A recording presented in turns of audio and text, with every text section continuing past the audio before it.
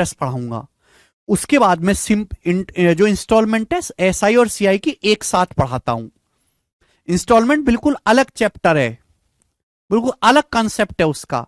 तो एसआई और सीआई की इंस्टॉलमेंट एक साथ पढ़ाता हूं, वो सबसे लास्ट में होगा, वो इंस्टॉलमेंट भी होगा। ठीक है बच्चों, इंस्टॉलमेंट उतना इंपॉर्टेंट नहीं है। ठीक है, एक सेकंड, थोड़ी देर में लग रही है शीट, चलो तो तब तक थोड़ी बात कर लेते हैं। शादी कर लूं उसके बाद तैयारी करूं तो कैसा रहेगा, हर्ष कह रहे हैं। बेटे शादी कर लो, उसके बाद कुछ और करने लायक रह नहीं पाओगे, समझे? क्योंकि पत्नी अच्छी हुई तो दिन भर पत्नी के साथ ही रहोगे और कहीं मन नहीं लगेगा, और पत्नी ताड़का हुई तो भैया दिमाग का तो नर्वस सिस्टम हिल ही जाएगा, फिर कुछ करने लायक बचोगे नहीं। ठीक है जी।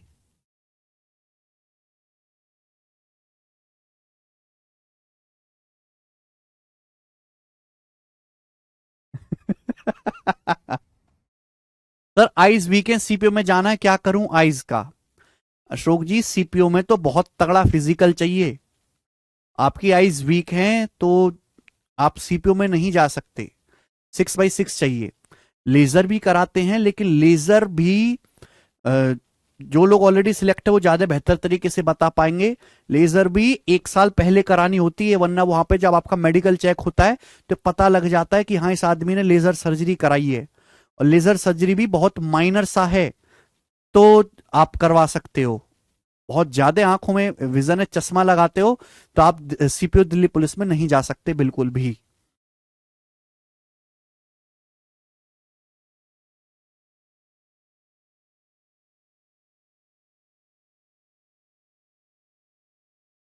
Probability and statistics, probability statics तो सबसे बाद में है ना, प्रोबेबिलिटी और स्टेटिक्स, स्टेटिक्स तो सबसे आखिर में होगा, उसके आपको रिकॉर्डेड क्लास दूंगा।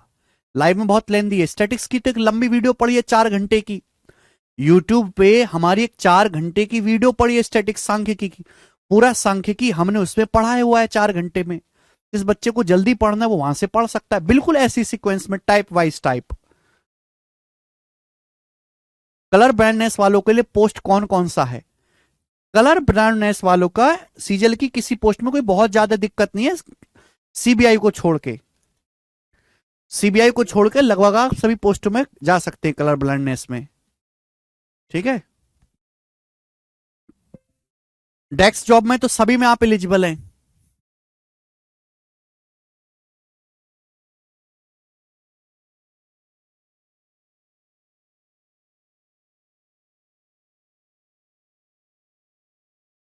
सर सीजल में बिना फिजिकल की कौन कौन सी जॉब है? सीजल में किसी जॉब में फिजिकल नहीं है सीबीआई को छोड़ के, सीबीआई को, बाकी जॉब में फिजिकल है लेकिन काम चल जाता है उसमें, कोई जॉब बहुत मतलब सभी कर लेते हैं उसको।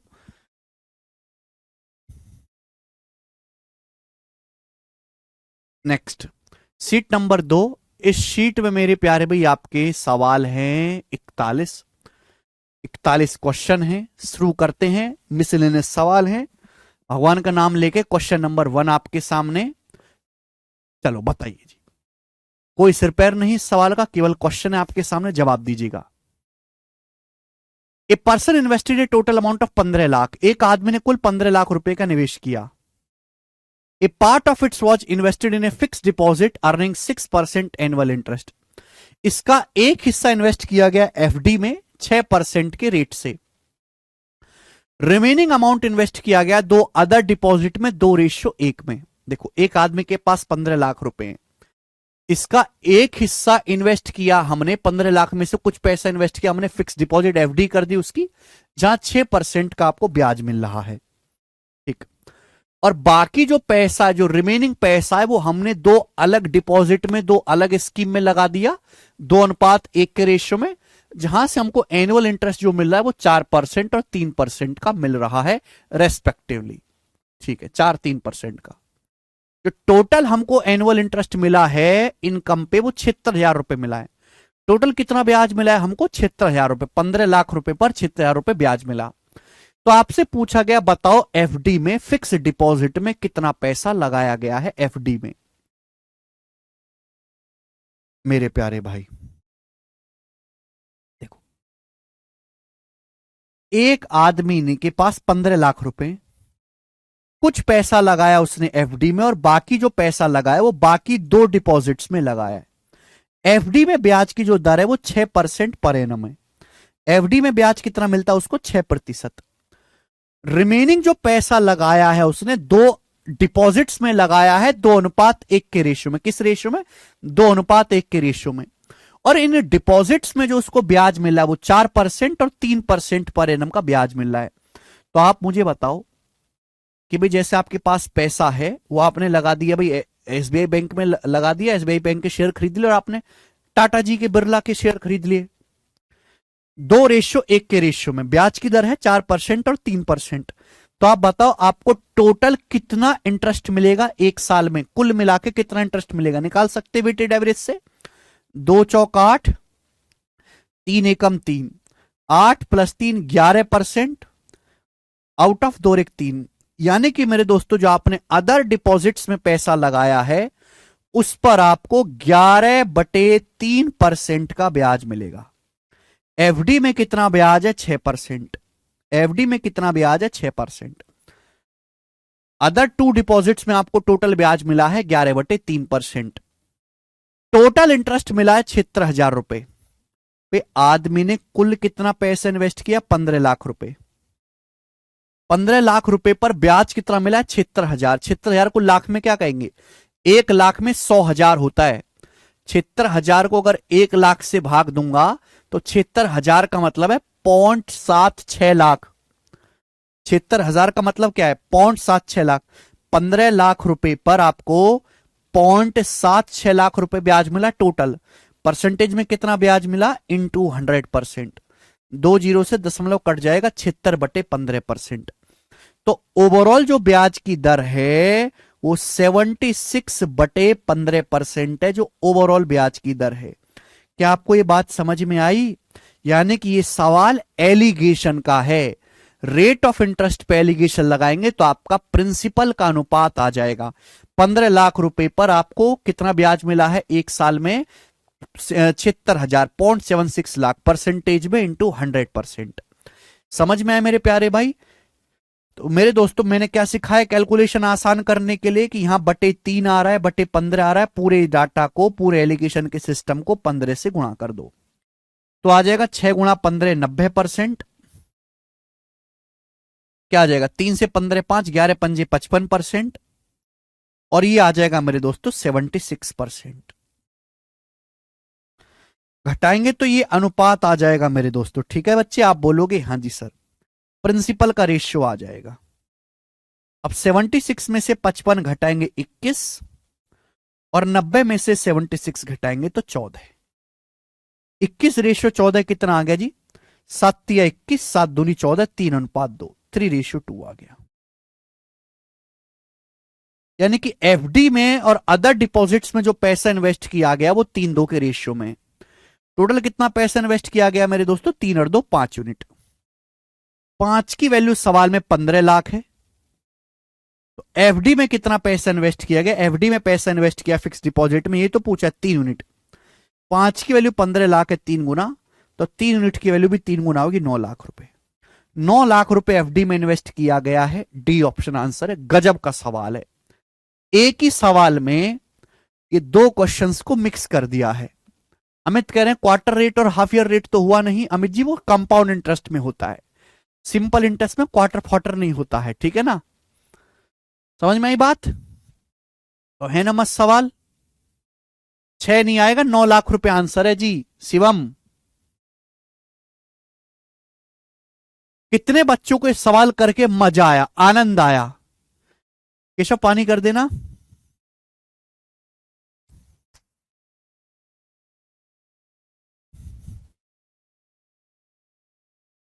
सर मैं 11 अप्रैल 2024 को 18 का हो जाऊंगा। सर मैं 2024 का पेपर दे सकता हूं?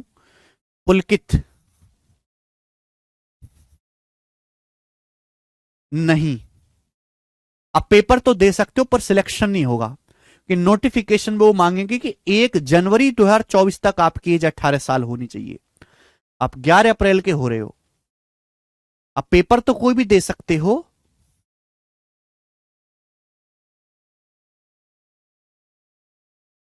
बट एसएससी के फॉर्म में भरोगे तो उसमें एज नहीं आएगी ना आपकी। फिक्स डिपॉजिट मतलब पूछ रहे हैं श्रेया। अच्छा, श्रेया को ये नहीं पता। आदमी के पास जब पैसा इकट्ठा हो जाता है ना, तो उसकी बैंक में एफडी कर देता है वो, कि भाई साहब ये मेरे पास 1 लाख रुपए इकट्ठा हो गए, लो आप इनको जमा करो, मैंने निकालूंगा नहीं। लॉक पीरियड होता है कि 5 साल तक आपने बैंक में ये एफडी कर दी, 5 साल तक आप उस पैसे को निकाल नहीं सकते। उस केस में बैंक आपको ज्यादा ब्याज देता है, उसे हम एफडी कहते हैं। से एक तो होता है कि आपने पैसा कमा रहे, आपकी सैलरी आ रही है, सेविंग अकाउंट में पड़ी हुई है, कभी भी निकाला, कभी भी खर्च कर दिया, कुछ भी कर दिया, तो उस पर बैंक कम ब्याज देगा। लेकिन आपने एफडी कर दी कि भाई ये लो 1 लाख रुपए, मैं इसको 5 साल के लिए बैंक को दे रहा हूं, लॉक इन पीरियड है, लॉक कर दो इस पैसे को, 5 साल बाद निकालूंगा, तो उस केस में बैंक आपको इकट्ठा ब्याज देता है, ज्यादा ब्याज, उसी को हम एफडी बोलते हैं। ठीक है, समझ में आई बात आपको?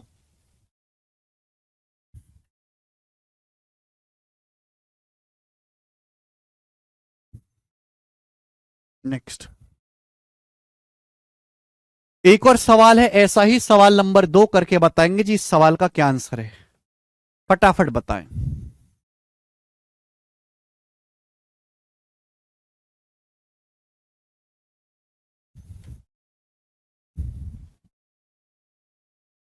तो जरूरत पड़े तो निकाल भी सकते हैं, निकाल भी सकते हैं, पर बैंक आपको फिर ब्याज बहुत ही कम देगा, बहुत कम ब्याज देगा। अन्नू कह रहे हैं सबसे ज्यादा कौन सा बैंक इंटरेस्ट देता है? सबसे ज्यादा वो बैंक इंटरेस्ट देता है जिसके डूबने के चांस सबसे ज्यादा हैं। ठीक है, जिसकी कहानी खराब चल रही है।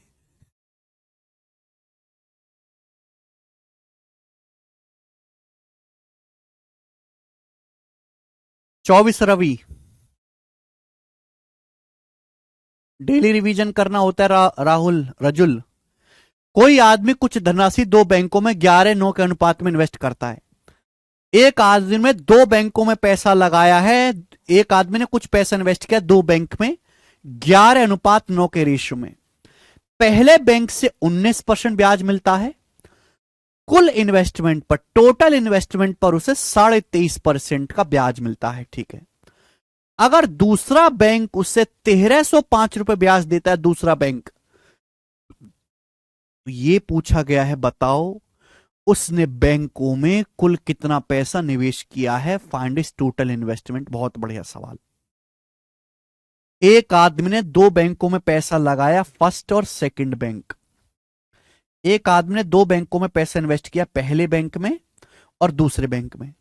आप ये बात जानते हैं कि अगर आप रेट ऑफ इंटरेस्ट पे, ब्याज की दर पे एलिगेशन लगाओगे तो सीधा सीधा प्रिंसिपल का रेशियो आएगा। इस सवाल देखते ही पता चल गया कि ये एलिगेशन का सवाल है, कि आपको यहां पे क्या दे रखा है, कुल निवेश पर ब्याज दे रखा है।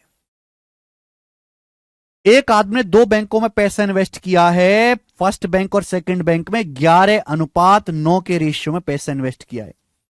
एक आदमी ने 2 बैंकों में 11:9 के रेशियो में पैसा इन्वेस्ट किया, ये प्रिंसिपल का रेशियो है। आप बोलोगे हाँ जी सर, करेक्ट, करेक्ट बात। पहले बैंक से उसको कितना ब्याज मिलता है? 19%, जबकि दोनों बैंकों से मिलाकर टोटल इन्वेस्टमेंट पे उसे कितना ब्याज मिलता है? 23.5%। तो क्या आप ये नहीं पता लगा सकते कि सेकंड बैंक उसको कितना ब्याज देता है? नहीं पता लगा सकते, डेविएशन से भी कर सकते हो पता ये, क्योंकि सवाल में जानकारी ही ये दी है कि दूसरा बैंक 1305 रुपए ब्याज देता है। तो आप ये नहीं पता लगा सकते कि दूसरा बैंक उसको कितना परसेंट ब्याज दे रहा है? बता सकते हो कि नहीं? 23.5 में से 19 घटाएंगे 4.5%। अब 9 की वैल्यू 4.5% है, आधा, तो 11 की वैल्यू भी आधा ही होगी, 5.5%। आप बोलोगे हाँ जी सर बिल्कुल सही, टन टना टन टन।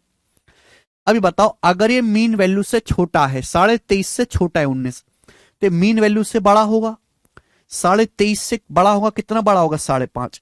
23.5 से 5.5 बड़ा करेंगे 29%। तो सेकंड बैंक 29% ब्याज देता है। सेकंड बैंक कितना ब्याज दे रहा है? 29%। तो सवाल के अनुसार सेकंड बैंक ब्याज कितना दे रहा है? 1305 रुपए। सेकंड बैंक में 29% ब्याज मिला, सेकंड बैंक में कितना ब्याज मिला उसे? 1305 रुपए। तो 29% की वैल्यू ही 1305 है। तो सेकंड बैंक में जो पैसा इन्वेस्ट किया गया है, सेकंड बैंक में जो पैसा, सेकंड बैंक में जो ब्याज मिला है वो ब्याज 29% है। सेकंड बैंक से ब्याज कितना मिला? दूसरे बैंक से 1305 रुपए। तो 29% के लिए 1305 है। तो सेकंड बैंक में जो पैसा इन्वेस्ट किया गया सेकंड बैंक में वो कितना है? 100% के लिए निकालो, कितना बार जाएगा? 29 चौका 116, 14 29 पंजे 145, 45 गुना। तो 100% की वैल्यू भी 4500 रुपए आ गई। बहुत सारे बच्चे कहेंगे सर 4500 रुपए तो ऑप्शन में आंसर ही नहीं दिख रहा, ये क्या आया है? ये सेकंड बैंक में इन्वेस्टेड अमाउंट आया है। सेकंड बैंक में इन्वेस्टेड अमाउंट पूछा है, बैंकों में कुल कितना पैसा लगाया है। सेकंड बैंक में 4500 रुपए लगाया उसने, 9 की वैल्यू 4500 रुपए। तो पहले बैंक में कितना लगाया? 11, 11 की वैल्यू 5500 रुपए, 500 गुना। दोनों बैंकों में कुल कितना इन्वेस्ट किया? 10,000 रुपए। 10,000 रुपए सवाल का आंसर था, बी ऑप्शन, 10,000 रुपीज। गजब का सवाल है ये भी। बताओ मजा आया कि नहीं आया? अच्छे सवाल थे मिसलेनियस एलिगेशन के कंसेप्ट पे। नेक्स्ट आगे चलिएगा जी। सवाल नंबर लीजिएगा यहां से 3, और आज इतना ही छोड़ते हैं भाई, ठीक है ना? हटाओ, आज मन नहीं है, आज इतना ही छोड़ते हैं। शीट में अपलोड करवा दूंगा। कल की क्लास में ज्यादा से ज्यादा मिसलेनियस सवाल करके आने की कोशिश करिएगा भैया। सर क्या सीजल इंस्पेक्टर के लिए आइस का 6x6 होना जरूरी है? बिल्कुल जरूरी नहीं है रिंकी, केवल सीबीआई इंस्पेक्टर की पोस्ट के लिए जरूरी है, बाकी में काम चल जाएगा। ठीक है, आज इतना ही, मिलते हैं अब हम अगली क्लास में। बाय।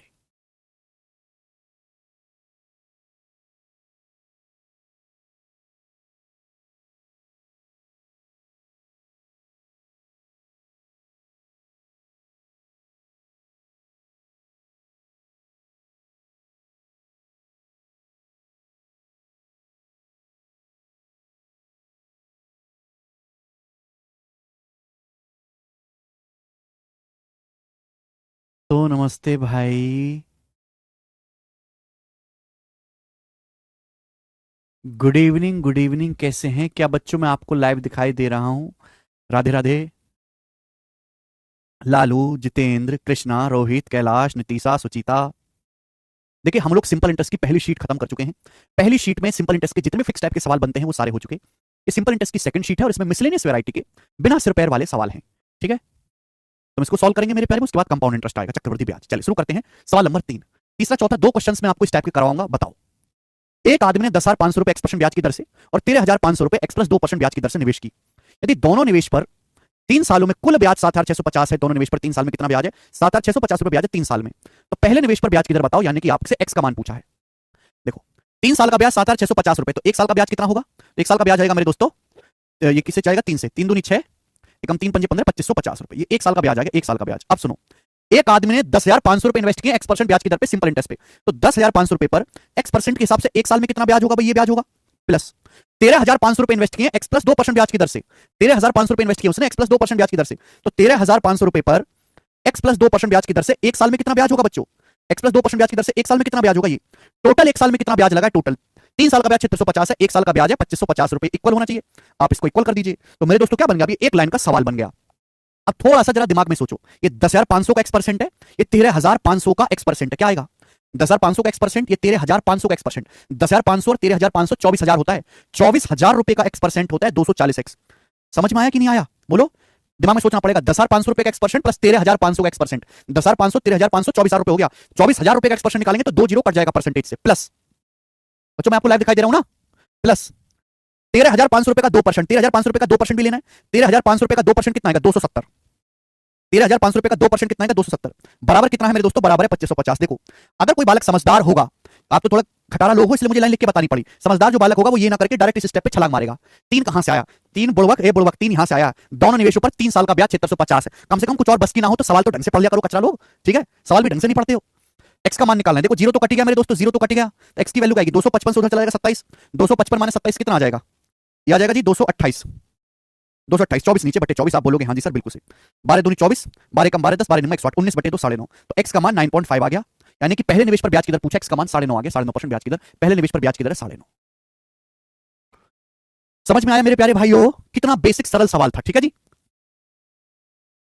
चलो एक क्वेश्चन मैं आपसे और पूछता हूं ऐसा ही बच्चे, एक सवाल हम आपसे और पूछेंगे ऐसा ही, जो कि है सवाल नंबर 4। बताओ, इसमें थोड़ी कैलकुलेशन और ज्यादा है, बनाओ। 13,500 रुपए का 2% निकाला बेटा, ब्रेक कर दिया कैलकुलेशन को। इजी है, बहुत इजी है देवेंद्र जी, बिल्कुल सही। ये क्या है? 13,500 का x% प्लस 2%, x% अलग निकाला, 2% अलग निकाला है। एक और सब बिल्कुल ऐसा ही है, डाटा चेंज है। Yes Monu?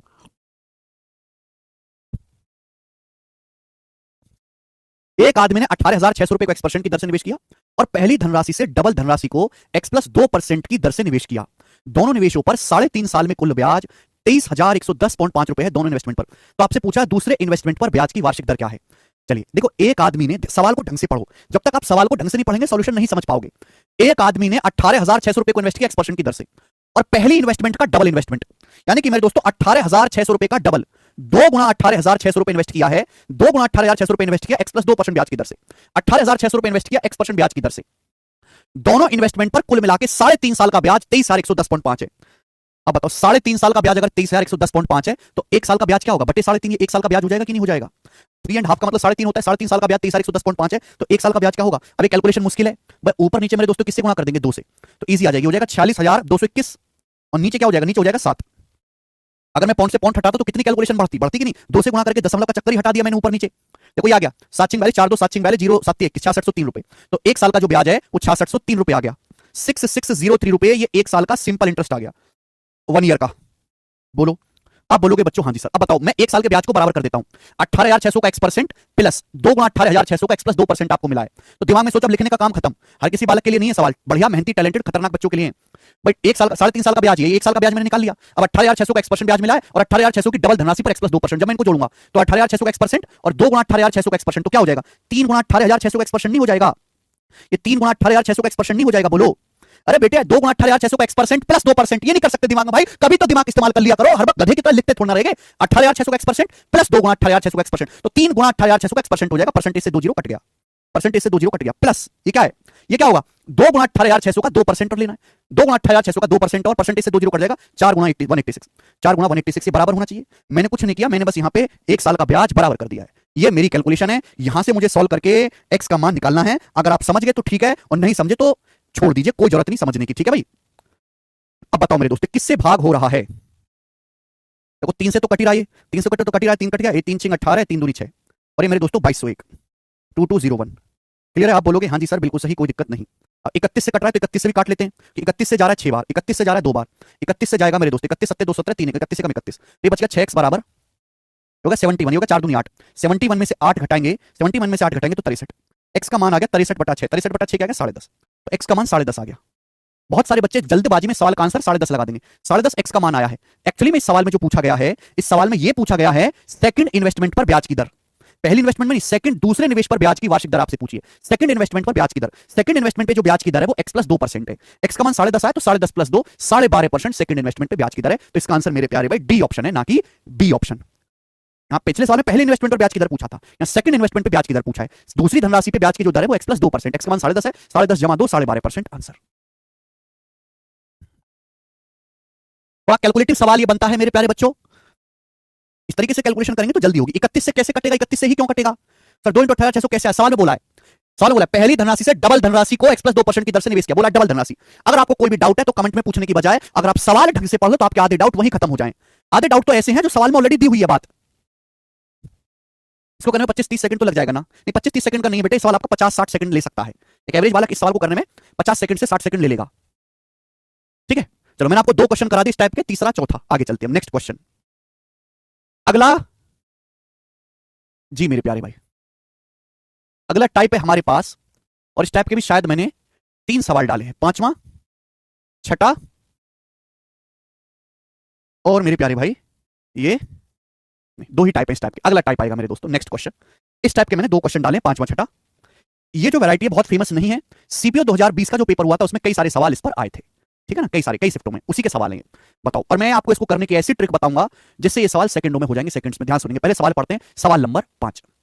To equal sums are lent at 10% per annum and 8% per annum simple interest respectively. 2 बराबर धनराशियों को 10% और 8% की दर पर एक ही टाइम पर उधार दिया जाता है। The first sum is receive 2 years earlier than the second one. पहली धनराशि दूसरी धनराशि से 2 साल पहले ही रिकवर कर ली जाती है, प्राप्त कर ली जाती है। Amount received in each case was 36,900। प्रत्येक मामले में जो प्राप्त धनराशि है, जो अमाउंट रिसीव हुआ है हमको प्रत्येक मामले में बराबर है 36,900 रुपए। तो आपसे पूछा है प्रत्येक धनराशि क्या है, ईच सम क्या है, ईच प्रिंसिपल क्या है। पहले सवाल का मतलब समझें, फिर क्वेश्चन करना। देखो, 2 बंदों को बुलाया, आ जाओ आजा, ब्याज पे पैसा देंगे। 2 आदमियों को बुलाया, दोनों आदमियों को बराबर पैसा उधार दिया, दोनों ही आदमियों को बराबर पैसा उधार दिया मेरे प्यारे भाई, ठीक है, बराबर पैसा उधार दिया। पहले आदमी को पैसा उधार दिया 10% की दर से, दूसरे आदमी को पैसा उधार दिया बच्चों 8% ब्याज की दर से। कितने की दर से? 8% ब्याज की दर से। साल के अनुसार पहले आदमी से आपने 2 साल पहले ही पैसा वापस ले लिया, 2 साल पहले ही कर्जा वापस ले लिया पहले आदमी से। पहले आदमी से पहली जो धनराशि है वो दूसरी धनराशि से 2 साल पहले ही मेरे दोस्तों आपने रिकवर कर लिया। आप 2 आदमी बुलाए, दोनों को बराबर पैसा उधार दे, ये ले पैसा भाग यहां से, दोनों को पैसा दे दिया। पहले को 10% ब्याज की दर से, दूसरे को 8% ब्याज की दर से, इक्वल बराबर धनराशि उधार दी। पहले आदमी से आपने 2 साल पहले ही पैसा वापस ले लिया, अमाउंट पहले ही वापस ले लिया। शॉर्ट में मतलब है कि पहले आदमी ने अपना कर्जा दूसरे आदमी से 2 साल पहले ही चुका दिया और दोनों ने बराबर अमाउंट चुकाया। प्रत्येक मामले में प्राप्त धनराशि 36,900 है। दोनों ने इक्वल अमाउंट जो है दिया है, इक्वल अमाउंट रिसीव हुआ दोनों केसों से 36,900। पहले आदमी ने भी 36,900 दिया है, दूसरे आदमी ने भी 36,900 बराबर अमाउंट दिया है। अब आप सोचो, आपने 2 आदमियों को बराबर पैसा उधार दिया, दोनों से आपको बराबर अमाउंट मिला 36,900 36,900। इसका मतलब ये हुआ मेरे प्यारे भाई कि दोनों ही आदमी आपको सेम सिंपल इंटरेस्ट दे रहे हैं, सेम सिंपल इंटरेस्ट दे रहे हैं दोनों ही आदमी। ये मतलब हुआ इस बात का, 2 लोगों को बराबर पैसा उधार दिया और दोनों से हमें बराबर अमाउंट मिला 36,900 रुपए। तो डिफरेंस, अमाउंट और प्रिंसिपल का डिफरेंस ही सिंपल इंटरेस्ट होता है। आप बोलोगे हां जी सर बिल्कुल सही, कोई प्रॉब्लम नहीं। आप ये जानते हो कि सिंपल इंटरेस्ट बराबर है, अगर मुझे सवाल में आपसे पूछा क्या प्रिंसिपल, अगर मुझे सवाल में टाइम पता लग जाए तो क्वेश्चन सॉल्व हो जाएगा। सिंपल इंटरेस्ट होता है प्रिंसिपल गुणा रेट परसेंट गुणा टाइम, यही होता है, ये होता है मेरे प्यारे भाई। दोनों केसेस से आपको समान ब्याज मिला, सिंपल इंटरेस्ट सेम है मेरे प्यारे भाई, प्रिंसिपल सेम है, दोनों आदमियों को बराबर पैसा उधार दिया, प्रिंसिपल सेम है, दोनों ही केस में दोनों आदमियों को बराबर पैसा उधार दिया, प्रिंसिपल सेम है। अब मैंने आपको परसेंटेज में पढ़ाया है कि 2 संख्याओं का प्रोडक्ट अगर कांस्टेंट है तो एक संख्या जिस रेशियो में होगी दूसरी उसके रिवर्स रेशियो में होगी। परसेंटेज में पढ़ाया, जिसने पढ़ाई नहीं वो सीख नहीं पाएगा मेरे प्यारे भाई इस कांसेप्ट को। चलिए, अगर हम ब्याज की दर की बात करें, अगर हम ब्याज की दर की बात करें मेरे प्यारे भाई, ध्यान सुनिएगा, अगर हम ब्याज की दर की बात करें तो पहले आदमी को पैसा उधार दिया 10% ब्याज की दर से, दूसरे आदमी को पैसा उधार दिया 8% ब्याज की दर से। तो ब्याज की दर का रेशियो क्या है? 10 और 8 का रेशियो क्या है? 5:4, 5:4 मेरे प्यारे दोस्तों। तो समय का जो रेशियो होगा, टाइम का जो रेशियो होगा वो उल्टा होना चाहिए, 4:5। टाइम का रेशियो उल्टा होना चाहिए, 4:5 होना चाहिए कि नहीं उल्टा? भाई 2 संख्याओं का प्रोडक्ट अगर सेम है, एक संख्या जिस रेशियो में होगी, जो ब्याज की दर का अनुपात होगा, समय का अनुपात उसका उल्टा होगा। यानी कि पहले आदमी ने अगर 4 यूनिट टाइम के लिए पैसा उधार लिया तो दूसरे ने 5 यूनिट समय को उधार लिया है। साल में बोला गया कि पहले आदमी ने दूसरे आदमी से पहली जो धनराशि है दूसरी धनराशि से 2 साल पहले ही वापस कर दी गई, यानी कि इन दोनों का गैप ही 2 साल है। अगर 1 यूनिट का मतलब 2 साल है, 1 यूनिट का मतलब 2 साल है, तो 4 यूनिट का मतलब क्या होगा? 8 साल, और 5 यूनिट का मतलब क्या आएगा? 10 साल, यानी कि 8 और 10 हो जाएगा। टाइम क्या हो जाएगा? 8 साल और 10 साल। वैसे भी मेरे दोस्तों आपको समझना चाहिए कि ब्याज का रेशियो 10-8 है तो समय का रेशियो उल्टा होगा 8-10। 8-10 के बीच में गैप भी 2 साल का है। पहली जो धनराशि दूसरी धनराशि से 2 साल पहले ही जो है वापस कर दी गई है। देखो, अगर आप गौर से देखोगे, चाहे आप पहले केस से करो चाहे दूसरे केस से करो, दोनों से ही सेम आएगा। अगर पहले आदमी ने 10% की दर से उधार लिया है 8 साल के लिए, तो पहले आदमी को कितना ब्याज देना पड़ेगा? 80%। एक साल में 10% ब्याज है तो 8 साल में कितना? 80%। दूसरे आदमी ने 8% की दर से पैसा उधार लिया है, कितने साल के लिए? 10 साल के लिए। दूसरे आदमी को कितना पैसा वापस करना पड़ा होगा, कितना ब्याज देना पड़ा होगा? 80%। देखो, दोनों ही केसों से जो ब्याज आ रहा है वो 80% आ रहा है कि नहीं आ रहा है? बोलो हाँ। 80% आ रहा है कि नहीं? प्रिंसिपल सेम है, ब्याज सेम है, तभी तो अमाउंट सेम होगा, चाहे पहले केस से करो चाहे दूसरे केस से करो। यहां भी 80% ब्याज है, देखो यहां भी 80% ब्याज है, दिखाई दे रहा है? सवाल में आपको क्या दे रखा है? अमाउंट दे रखा है 100% के प्रिंसिपल पे। प्रिंसिपल 100% होता है, अगर 80% ब्याज है तो अमाउंट कितना हो जाएगा? 180% आपका अमाउंट हो जाएगा। दोनों आदमियों ने कितना अमाउंट दिया है? 36,900 रुपए। कितनी धनराशि वापस लौटाई गई है? कितनी धनराशि रिसीव की है? 36,900 रुपए। 180% की वैल्यू 36,900 है, 100% प्रिंसिपल पर 80% ब्याज है, 100 में 80 जोड़ेंगे 180%। तो धनराशि कितनी? 100% की वैल्यू आपसे पूछी है, तो बताओ 180 की वैल्यू कितने गुना? 18 दूनी 36, 0 18 पंजे 90, 205 गुना। 100% की वैल्यू कितने की? 20,500 रुपए। तो प्रत्येक आदमी को 20,500 रुपए उधार दिए गए थे। ये सवाल का आंसर है ए ऑप्शन। सवाल मात्र 30 सेकंड में सॉल्व हो जाएगा, 30 सेकंड में, लेकिन आपको समझाने के लिए 10 मिनट लगे। रेशमा कह रहे हैं सिंपल इंटरेस्ट सेम कैसे हुआ? रेशमा जी, 2 आदमियों को बराबर पैसा उधार दिया गया, दोनों ने 36,900 रुपए 36,900 रुपए, दोनों ने बराबर अमाउंट लौटाया, बराबर पैसा उधार दिया, बराबर अमाउंट लौटाया, तो ब्याज भी सेम ही होगा ना। ब्याज क्या होता है? सिंपल इंटरेस्ट क्या होता है? Amount minus principal. Amount same है, प्रिंसिपल सेम है, तो उनका डिफरेंस सिंपल इंटरेस्ट भी सेम ही होगा। ठीक है जी, ये सवाल था।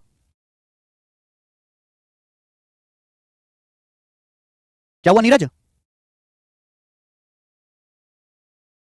सब कुछ पढ़ना पड़ेगा नीरज सीक्वेंस में। आप बीच से आधी अधूरी चीजें पढ़ो और आपको लगे कि हमें समझ में आने लगे, ऐसा नहीं होता होगा बिल्कुल भी। आसान चीज तो है नहीं ये, आसान है लेकिन आपको पढ़ना पड़ेगा भाई।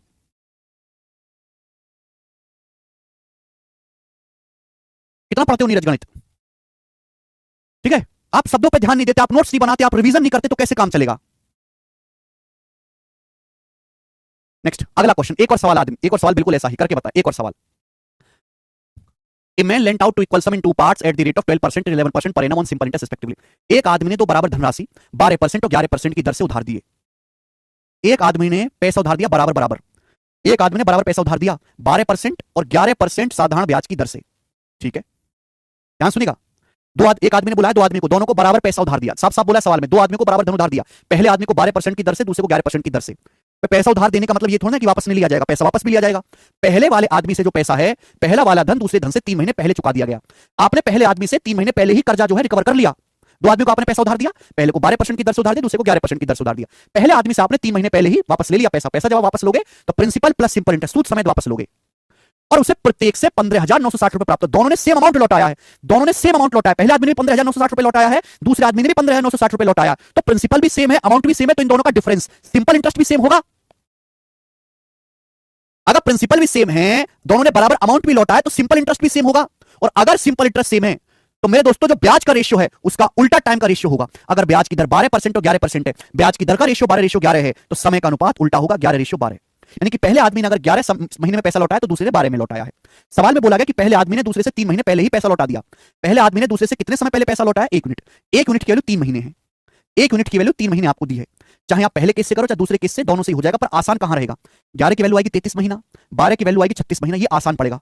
वो टाइम देखा करो जो इंटीजर में आए। अगर एक की आंसर दोनों से ही आ जाएगा, दोनों में ही सेम ब्याज है, लेकिन कैलकुलेशन कहां कम पड़ेगी? दूसरे केस में। अगर 1 यूनिट की वैल्यू 3 महीना है तो 12 यूनिट की वैल्यू है 36 महीना, और 36 महीने का मतलब होता है 3 साल, 3 ईयर्स। यानी कि मैं कह सकता हूं दूसरे आदमी को 11% की दर से पैसा उधार दिया गया 3 साल के लिए। दूसरे आदमी को 11% की दर से पैसा उधार दिया गया 3 साल के लिए। यानी कि कितना ब्याज दिया? 33%। यानी कि चाहे यहां से निकालना चाहे यहां से निकालना, दोनों से ही 33% ब्याज आएगा। अगर ब्याज 33% दोनों आदमियों ने लौटाया है तो अमाउंट कितना दिया होगा? 100% प्रिंसिपल पे 33% ब्याज है, तो अमाउंट आपने कितना लिया होगा? 133%। और 133% अमाउंट ही 15,960 रुपए दिया हुआ है। आपसे पूछा प्रिंसिपल कितना है? प्रिंसिपल यानी कि मूलधन 100%, 100% की वैल्यू आपसे पूछी गई है, 100% की वैल्यू। बताओ कितने गुना है? 133 एकम 133, बचेगा कितना? 6 2 266। 133 दूनी 64, 266, 120 गुना। 120 गुना तो 100% की वैल्यू 120 गुना होगा 12,000 रुपए। यानी कि दोनों में से प्रत्येक आदमी को 12,000 रुपए उधार दिया गया है। सी ऑप्शन सवाल का आंसर है 12,000। समझ में आ गया? बहुत अच्छी बात है। नहीं समझ में आया तो अपने मन को शांति दे दो कि हमें चीज समझने लायक है ही नहीं। वैसे भी मेरे अलावा आप कहीं और जाके पढ़ोगे तो मास्टर आपको ये वाला सवाल करवाएगा नहीं, कि मास्टर को अच्छी तरीके से पता है कि हमारे बैच में जो बालक एडमिशन ले रहे हैं 100 बालकों में से 90 बालक ऐसे हैं जो इन बालकों को समझने की योग्यता नहीं रखते। तो अच्छा है, खोपड़ी खराब करने से बालकों को ना पढ़ाया जाए। तो सिंपल सा वो क्या करते हैं, बैच में स्किप कर देते हैं। बच्चे भी इससे खुश रहते हैं क्योंकि उन्हें कभी पता ही नहीं चल पाता कि ऐसा सवाल होता भी है। बस उन्हें पता चलता है जब वो पेपर में आता है, पेपर में जब उनकी लंका लगती है तो उनको पता लगता है। ठीक है ना? पर मैं ऐसा मास्टर नहीं हूं, बालक के तेल लेने, मुझे उनकी खुशी से कोई लेना देना नहीं, मुझे पूरा पढ़ाना है, पूरा। ठीक है? क्योंकि कुछ बच्चे ऐसे होते हैं जो वाकई में समझदार, टैलेंटेड होते हैं। एक बार फिर से जाके इसको रिपीट करके देखिएगा, फिर से रिपीट करके देखो, 1-1.5 घंटे तक दोबारा देखना। सर रेट और इनवर्स कंडीशन, बेटा श्रेया दो संख्याओं का प्रोडक्ट कांस्टेंट है तो एक संख्या जिस अनुपात में होगी दूसरी उसकी उल्टे अनुपात में होगी। परसेंटेज में पढ़ा है, a गुणा b बराबर कांस्टेंट नियम। भूल गए हो तो मेरे दोस्तों जाके दोबारा पढ़ लो। 2 क्वेश्चन कराएं, समझ में आ गया तो अच्छी बात है, आगे चलेंगे। अगला क्वेश्चन, नेक्स्ट सवाल, सवाल नंबर 7 बनाएं।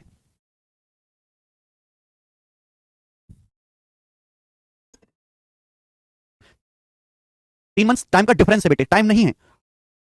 दोनों लोगों ने जितने समय में पैसा लौटाया है उस समय का अंतर 3 साल है।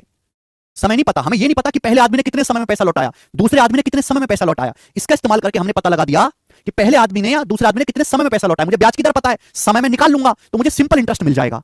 रेट ऑफ इंटरेस्ट दिया है, टाइम आपको निकालना पड़ेगा। तो सारी मेहनत जो हुई है वो टाइम निकालने के लिए बोली है। आगे चलते हैं, नेक्स्ट।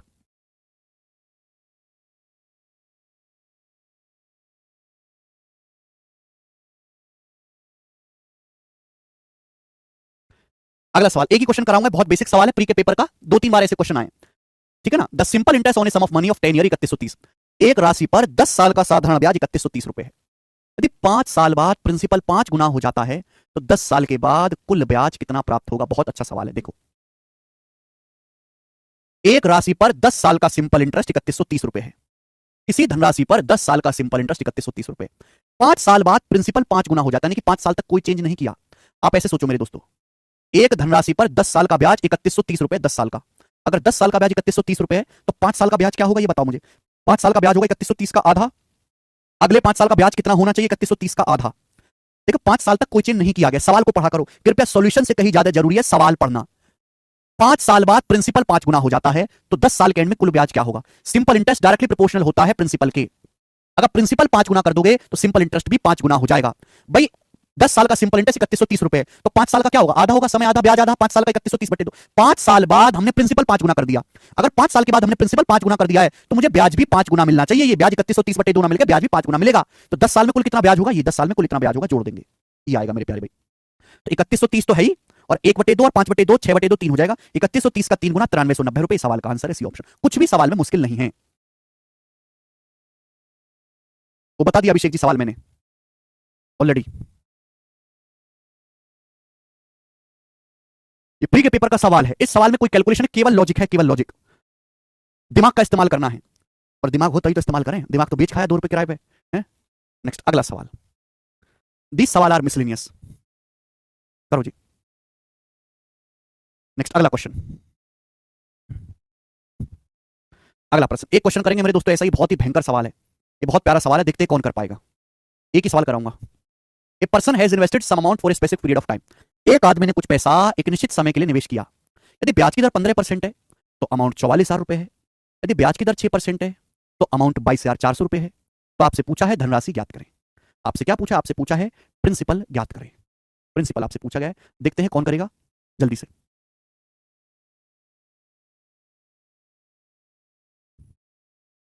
आपके सामने यहां पर 2 अलग अलग केस हैं, 2 अलग अलग केस, यहां से 2 सवाल बनते हैं, प्रिंसिपल का भी आपसे प्रिंसिपल भी पूछ सकता है, समय भी पूछ सकता है।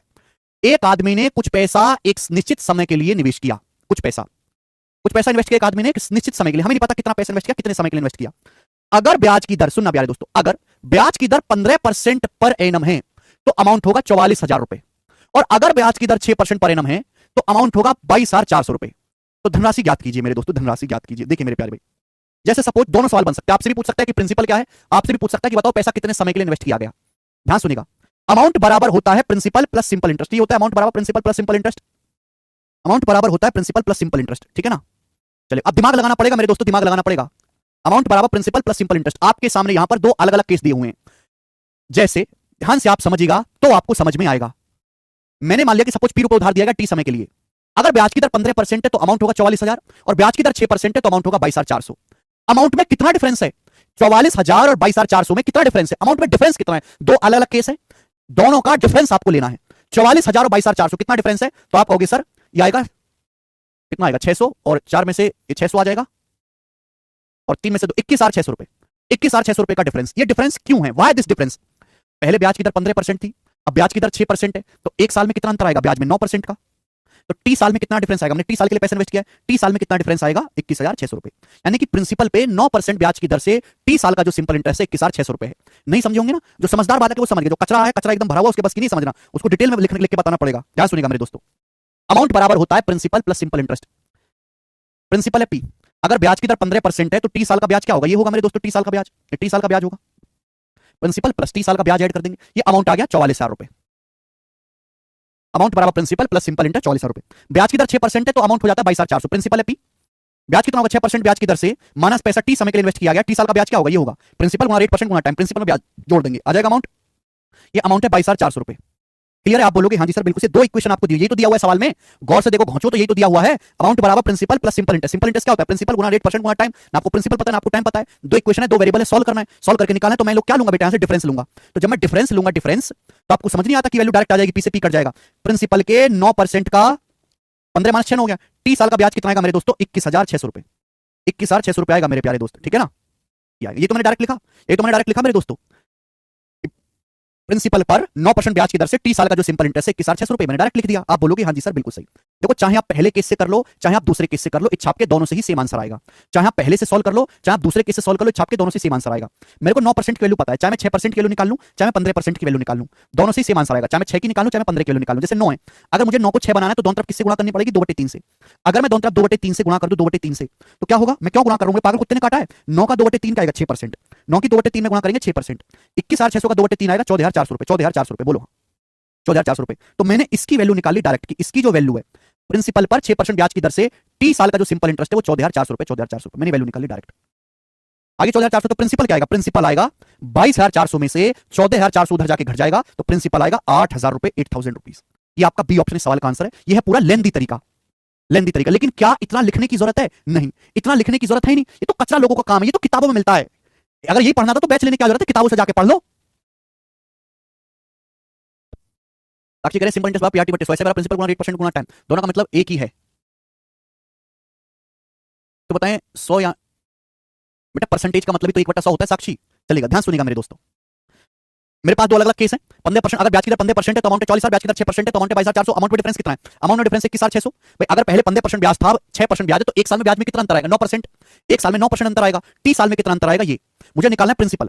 प्रिंसिपल जो होता है वो अमाउंट माइनस सिंपल इंटरेस्ट होता है। प्रिंसिपल बराबर अमाउंट माइनस सिंपल इंटरेस्ट। चाहे मैं पहले केस से सॉल्व कर लूं, चाहे मैं दूसरे केस से सॉल्व कर लूं, छाप की है।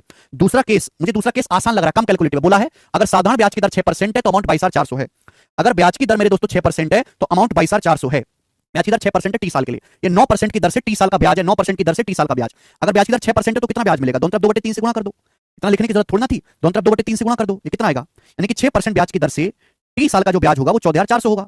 14,400।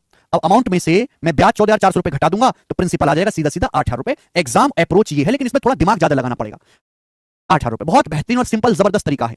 दूसरा सवाल ये बनता है, ध्यान सुनिए। दूसरा सवाल बनता है कि आपसे टाइम पूछा गया तो कैसे निकालोगे, कि पैसा कितने समय के लिए। ये चीज आपसे पूछी ना जाती, आपसे धनराशि पूछी जाती, आपसे पूछा जाता सीधा कि बताओ पैसा कितने समय के लिए इन्वेस्ट किया गया, कितने समय के लिए इन्वेस्ट किया गया, बताओ कितने समय के लिए पैसा इन्वेस्ट किया गया, जल्दी से। ये सब क्या है? ब्याज है। तो पहले आपको निकालना पड़ेगा प्रिंसिपल मैंने निकाल लिया 8,000 रुपए। क्या 8,000 रुपए पर 6% की दर से टी साल का ब्याज 14,400 रुपए है। ये परसेंटेज में लिखा है, रुपए में लिखा है। 8,000 रुपए पर 6% की दर से टी साल का ब्याज 14,400 है। 8,000 रुपए मूलधन पर 6% ब्याज की दर से टी साल का ब्याज 14,400 है।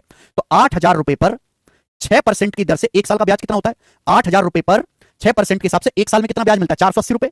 अगर आपका मूलधन 8,000 है तो 6% के हिसाब से एक साल में कितना ब्याज मिलेगा? 480 रुपए ब्याज मिलेगा एक साल में, 480 रुपए। तो टी साल में ब्याज कितना मिला है? टी साल में जो ब्याज है 14,400 रुपए। तो समय कितना होगा? 48 144, जीरो से जीरो जाएगा। समय है 30 साल। 30 साल जो है आपका समय है, ये आंसर है, बात खत्म। 24 नहीं 30 साल, 30 ईयर्स। ठीक है, अच्छा सवाल है मेरे दोस्तों। नेक्स्ट क्वेश्चन, सवाल नंबर है आपके सामने यहां पर 9। ये बताएंगे जल्दी से। सब एक से एक भयंकर सवाल है, आत्मा हिला देने वाले। बताइए जी। नेक्स्ट क्वेश्चन, अगला सवाल बनाओ जी। अगला सवाल, 9 को 6% बनाना है तो क्या होगा? 9 को 2/3 से गुणा करेंगे तो ही तो छाएगा। 9/3, 3 दूनी 6। मैंने सोचा अपने आप, आया नहीं, कहीं से कुछ आता नहीं है, हमको खुद सोचना पड़ता है, खुद सोच के लाना पड़ता है। अगला, दिस सवाल इज वेरी वेरी भयानक। सवाल वो है जो लंका लगा दे। एक ही क्वेश्चन करवाऊंगा इस टाइप का, देखते हैं कौन कौन बच्चा कर पाता है। कोई धन 6% की दर पर उधार लिया गया, एक साल के बाद 8400 रुपए वापस कर दिए गए। अब ब्याज की दर 5% कर दी, तो अब जो धनराशि बची है उस पर 5% के हिसाब से ब्याज देना होगा। दूसरे साल का जो ब्याज है वो पहले साल के ब्याज का 13/20 है। कितना पैसा उधार लिया गया था? यह सवाल एसबीआई पीओ 2019 के पेपर का है। जो बच्चे छोटे मोटे पेपर की तैयारी कर रहे हैं उस सवाल को देखना बिल्कुल बंद कर दें, उनके काम की चीज नहीं है ना उनको पढ़ना है। जिनको हाई लेवल ऊंचे ऊंचे एग्जाम देने हैं, तगड़े तगड़े, वही सवाल को देखें। बाकी सब बच्चे बंद कर सकते हैं लेक्चर को, कोई जरूरत नहीं है देखने की। मैं मजाक नहीं कर रहा, सीरियसली कह रहा हूं। सुनिए, पहला होगा बेसिक तरीका, दोनों तरीके बताऊंगा मैं, रेशियो वाला भी बेसिक वाला भी। कोई पैसा 6% की दर से उधार लिया गया, हमने पैसा उधार लिया 6% की दर से, ठीक है। एक साल के बाद 8400 रुपए वापस कर दिए। एक साल के बाद हमने 8400 रुपए क्या कर दिया? वापस कर दिया। अब ब्याज की जो दर है 5% हो गई, ठीक है। अब जो पैसा बचा है, अब जो धनराशि बची है उस पर हमें 5% के हिसाब से क्या देना पड़ेगा? ब्याज देना पड़ेगा। दूसरे साल का जो ब्याज है पहले साल के ब्याज का 13/20 है। तो आपसे पूछा कितना पैसा उधार लिया गया था। तो पहला तरीका, माना पी रुपए उधार लिया गया था। माना कितना रुपए उधार लिया गया था? पी रुपए उधार लिया गया था। पी रुपए, आपने पी रुपए उधार लिए मेरे दोस्तों, पी रुपए उधार लिए 6% ब्याज की दर से, 6% ब्याज की दर से। तो आप मुझे बताओ एक साल बाद अमाउंट कितना हो जाएगा? अगर आपने पी रुपए उधार लिए हैं 6% ब्याज की दर से, तो एक साल बाद ये अमाउंट हो जाएगा। आपने फर्स्ट ईयर में कितना ब्याज दिया? अगर आपने पी रुपए उधार लिए 6% ब्याज की दर से, तो पहले साल में कितना ब्याज दिया? पहले साल में आपने प्रिंसिपल पर 6% ब्याज दिया पहले साल में। अगर आपने 6% ब्याज दिया तो अमाउंट कितना हो जाएगा एक साल बाद? ये अमाउंट हो जाएगा 100% में 6% ब्याज लगे प्रिंसिपल का 106%। फिर आपने एक साल के बाद 8400 रुपए वापस कर दिए, इसमें से आपने 8400 रुपए वापस कर दिए। तो यानी कि अब आपका ये कर्जा बचा है, ये कर्जा बचा आपके खाते में, ये बचा है मेरे दोस्तों। अब ये पैसा बचा है, अब ये धनराशि बची है कि नहीं? ये धनराशि बची है। एक साल बाद अमाउंट ये हो गया मेरे दोस्तों, पी रुपए उधार लिए थे, 6% ब्याज लग गया, 106% अमाउंट हो गया, 8400 रुपए लौटा दी। अब धनराशि बची, अब जो धनराशि बची है उस पर ब्याज की दर 5% है। इस पे कितना ब्याज लगेगा दोस्तों? अब ये जो धनराशि बची है दूसरे साल में इस पे 5% ब्याज लगेगा। दूसरे साल में इस पे कितना ब्याज लगा? 5%। दूसरे साल में इस पे 5% ब्याज लगा। कितना ब्याज लगा दूसरे साल में? इस पे 5% ब्याज लगा। सवाल में बोला गया कि दूसरे साल का जो ब्याज है, सेकंड ईयर का ब्याज, ये लिखा हुआ है सेकंड ईयर का ब्याज। सेकंड ईयर का जो ब्याज है वो पहले साल के ब्याज का 13/20 है। पहले साल में कितना ब्याज है? पहले साल में कितना ब्याज है? पहले साल में ब्याज है प्रिंसिपल का 6%, पहले साल का ब्याज है। तो सेकंड ईयर का जो ब्याज है वो पहले साल के ब्याज का 13/20 है। 13/20, तो दिस शुड बी इक्वली, बराबर होना चाहिए। होना चाहिए कि नहीं इक्वल? सेकंड ईयर का जो ब्याज है पहले साल के ब्याज का प्रिंसिपल के 6% का 13/20 से मैंने इक्वल कर दिया। यह बेसिक तरीका। अब कैलकुलेशन करनी है, केवल परसेंटेज से परसेंटेज कट जाएगा। 20 की यहां गुणा हो जाएगी 5 में, ये हो जाएगा 20 पंजे 100, 20 पंजे 100। ठीक है। अब 100 की जब अंदर गुणा करेंगे तो 100 की जब 106% में गुणा होगी तो परसेंटेज से 100 कट जाता है। 100% बन जाएगा 1, हो जाएगा 106p माइनस 84, और इसके आगे हो जाएगा 84, 100 की जब उसमें गुणा होगी 4 जीरो, और हो जाएगा 13 78p। इधर आएगा मेरे दोस्तों 106 माइनस 78 कितना आ जाएगा? 28। 28p बराबर, ये उधर चला जाएगा 84 के आगे 4 जीरो। पी से 28 काटेंगे, 28 से 84, तो 30,000 रुपए सवाल का आंसर आ गया। यानी कि 30,000 रुपए हमने उधार लिया था। सी ऑप्शन करेक्ट है। यह है बेसिक तरीका, पी मान के। 28,000 रुपए नहीं है, सवाल का आंसर है 30,000 रुपए। खतरनाक सवाल है, भयंकर क्वेश्चन है। आगे चलते हैं ना, मेरी बात को गौर से सुनेगा। अब इस सवाल को जो है हम रेशियो से करने की कोशिश करते हैं। मुकेश जी छोड़ दीजिए, 100% पे 6% ब्याज लगेगा तो अमाउंट हो जाएगा 106%। ठीक है, चलिए मेरे प्यारे, थोड़ा सा दिमाग लगाइएगा तो ही आप चीजों को पकड़ पाओगे। इस साल में आपको क्या पूछा गया? कितना पैसा उधार लिया गया? इस साल में आपसे प्रिंसिपल पूछा गया है। क्या पूछा गया? प्रिंसिपल। एक बात बताओ, सिंपल इंटरेस्ट बराबर होता है प्रिंसिपल गुणा रेट परसेंटेज गुणा टाइम। रेट परसेंटेज को ही R/100 कहते हैं, R% को R/100 लिखते हैं। मुझे यहां से निकालना क्या है? मुझे यहां से प्रिंसिपल निकालना है। प्रिंसिपल, मुझे प्रिंसिपल निकालना है। तो बेटा ये उधर चला जाएगा, अगर मुझे प्रिंसिपल निकालने नीचे चला जाएगा तो सिंपल इंटरेस्ट बटे रेट परसेंट गुणा टाइम। यानी कि अगर मुझे प्रिंसिपल का रेशियो चाहिए तो सिंपल इंटरेस्ट को ब्याज की दर और समय के रेशियो से गुणा करना पड़ेगा। ये हो गया। तो यहां पे 2 साल की कहानी दिखाई गई, 2 साल की, फर्स्ट ईयर और सेकंड ईयर। फर्स्ट ईयर का प्रिंसिपल और सेकंड ईयर के प्रिंसिपल का रेशियो निकालूंगा मैं।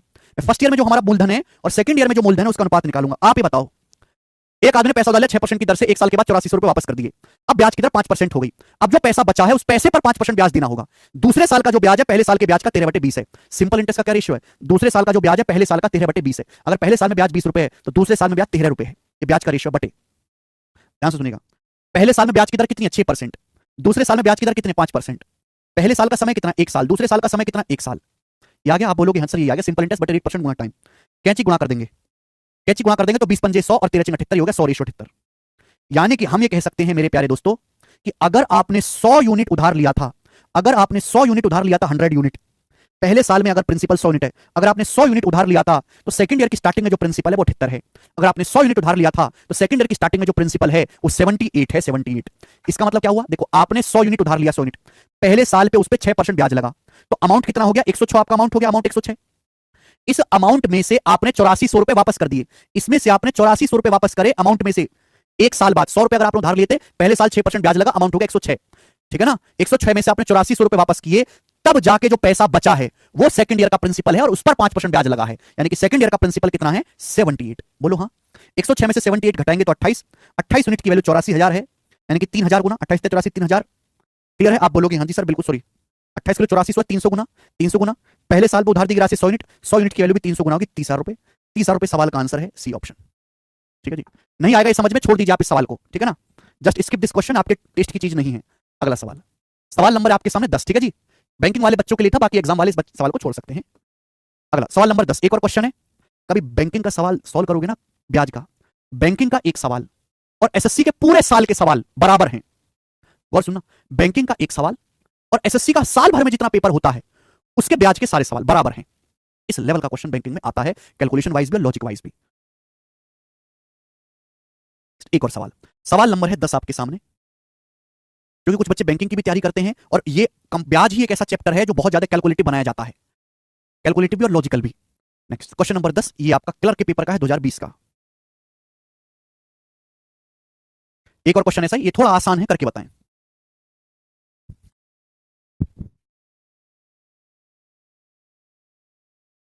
ए part of Indian rupees 44,500 is lent out at 15% simple interest पर 6 मंथ।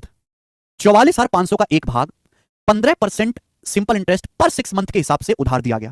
देखो यहां खेल कर दिया, 44,500 रुपए आपके पास है, आपने इसका 44,500 रुपए का एक हिस्सा आपने उधार दिया है 15% ब्याज की दर से, लेकिन ब्याज 15% ईयरली नहीं है, अर्धवार्षिक है। 15% सिंपल इंटरेस्ट पर 6 मंथ में है, यानी कि 6 महीने में 15% ब्याज है। 6 महीने में 15% ब्याज है तो एक साल में कितना ब्याज होगा? 30% पर एनम।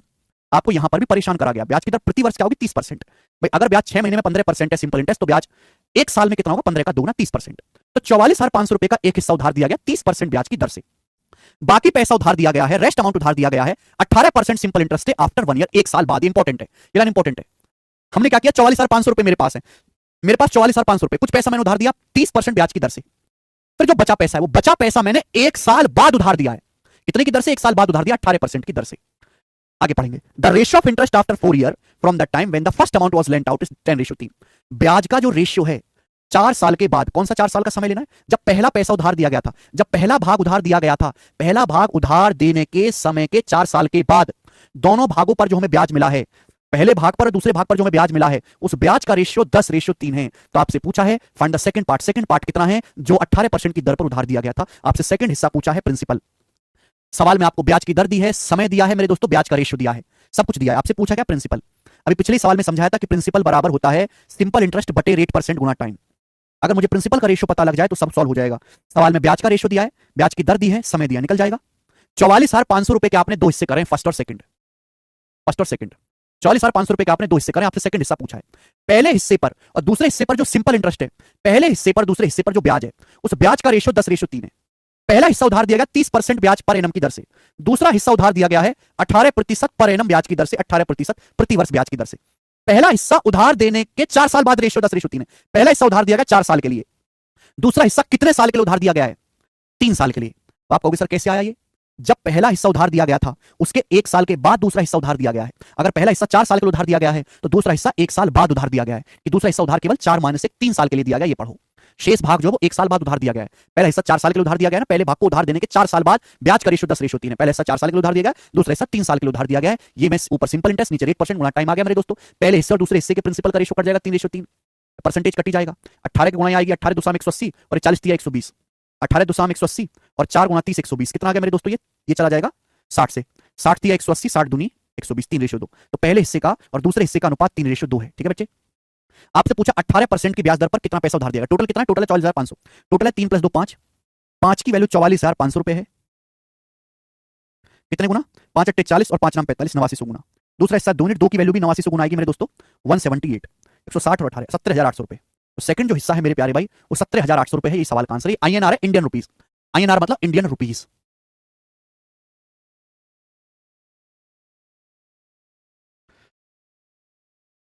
ओके, ये थोड़ा आसान था, पिछला वाला मुश्किल था कुछ ऑब्वियसली। बैंक पीओ की, SBI पीओ का है मेरे दोस्तों।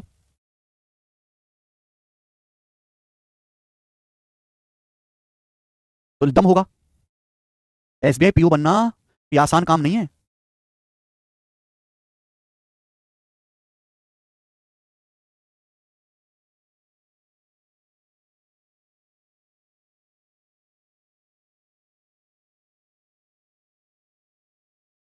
ठीक है, बहुत अच्छे से धीरे धीरे करके मैंने समझाने की कोशिश करी है। आपको वैसे समझ में आया होगा। एक और सवाल लेंगे ऐसा। सवाल नंबर है मेरे प्यारे भाई 11। ये भी बहुत भयंकर क्वेश्चन है, चलो देखते हैं कौन करेगा। सवाल नंबर 11, बताओ बच्चों। ना ना सिचुएशन में नहीं आएगा भैया।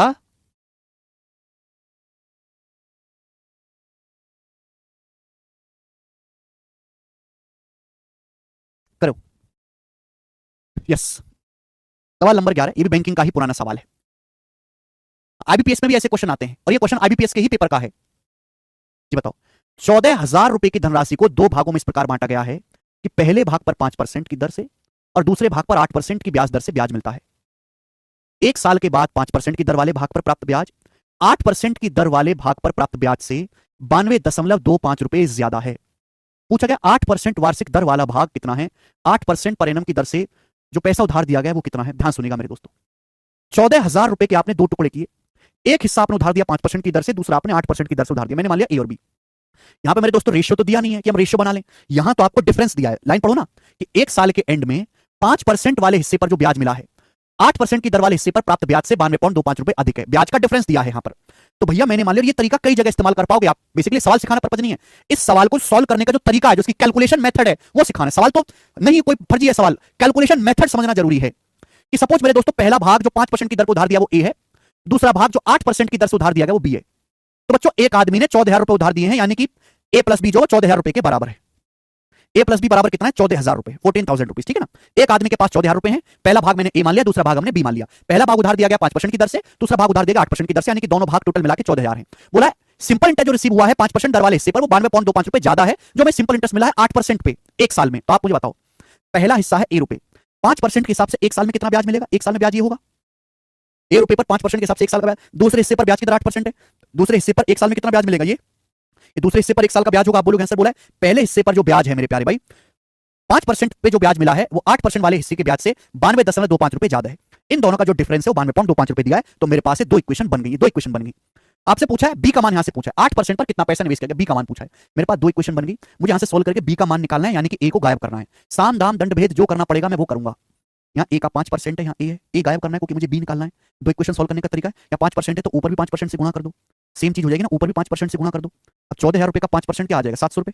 14 पंजे 70, 14,000 रुपए का 5% क्या आएगा? 700 रुपए। बस सिंपल से घटा दो। अब सिंपल से घटा दो, ये घटाएंगे माइनस हो जाएगा, ये प्लस हो जाएगा, माइनस हो जाएगा। जब घटाओगे तो देखो ये सेम चीजें कट जाएगी, कट जाएगी, बचेगा क्या? 5 8 13% ऑफ बी, यानी कि सेकंड हिस्से का 5 8 13% जो है ना, सेकंड हिस्सा जो आपसे पूछा गया उसका 13% किसके बराबर है? 700 में से 92.25 घटाएंगे तो कितना आएगा?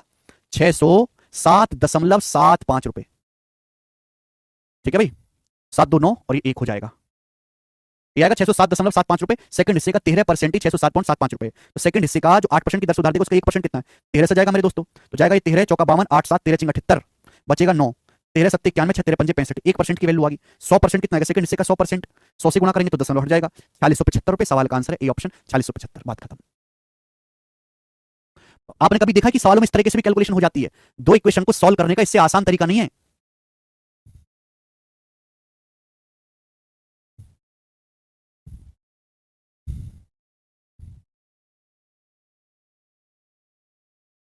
बोलो,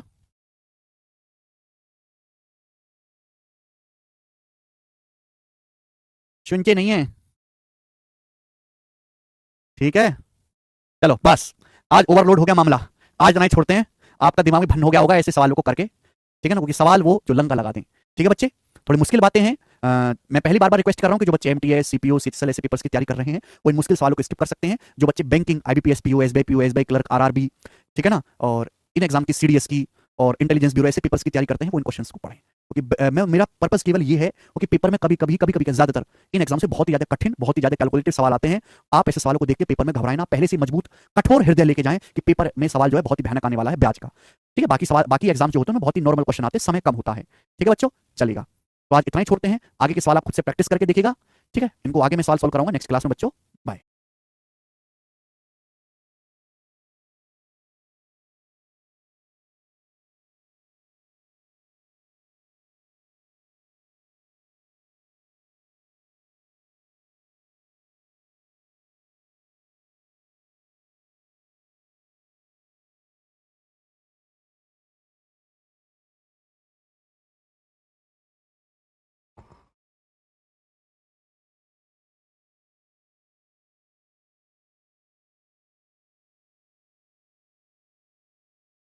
हेलो दोस्तों, नमस्ते भाई, कैसे हैं बच्चों आप सभी लोग? स्टूडेंट्स, कैसा महसूस कर रहे हैं आप? बढ़िया महसूस कर रहे हैं भाई? चलिए, बहुत जबरदस्त।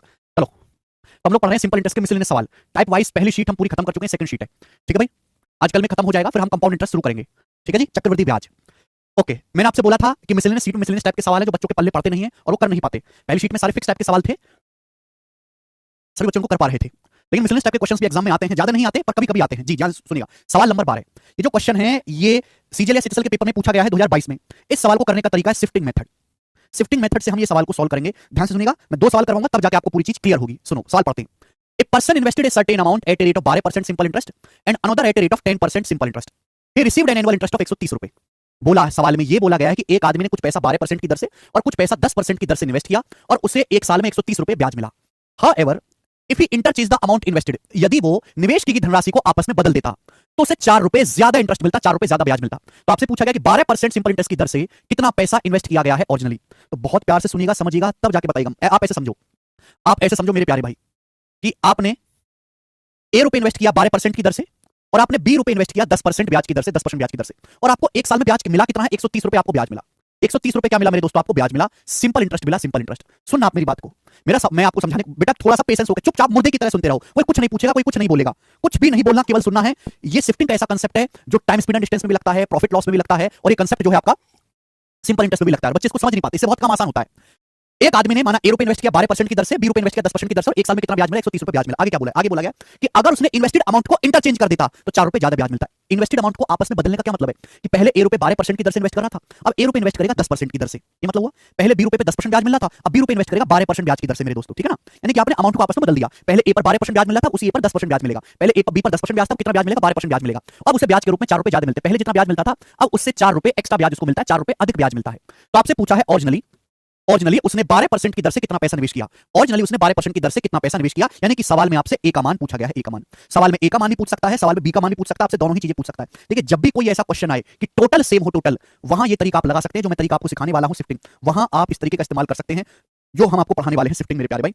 लॉजिकली सुनिएगा प्यारे दोस्तों। देखिए, जहां टोटल सेम हो, देखो यहाँ पे ए पर 12% ब्याज है, बी पर 10%, तो 12 जमा 10 22 हो रहा है। यहाँ पे देखो 10 जमा 12, यहाँ भी 22 हो रहा है, या फिर इंटरचेंज हो रहा है, या फिर टोटल सेम होना चाहिए। देखो टोटल सेम है, 12 10 22 10 12 22।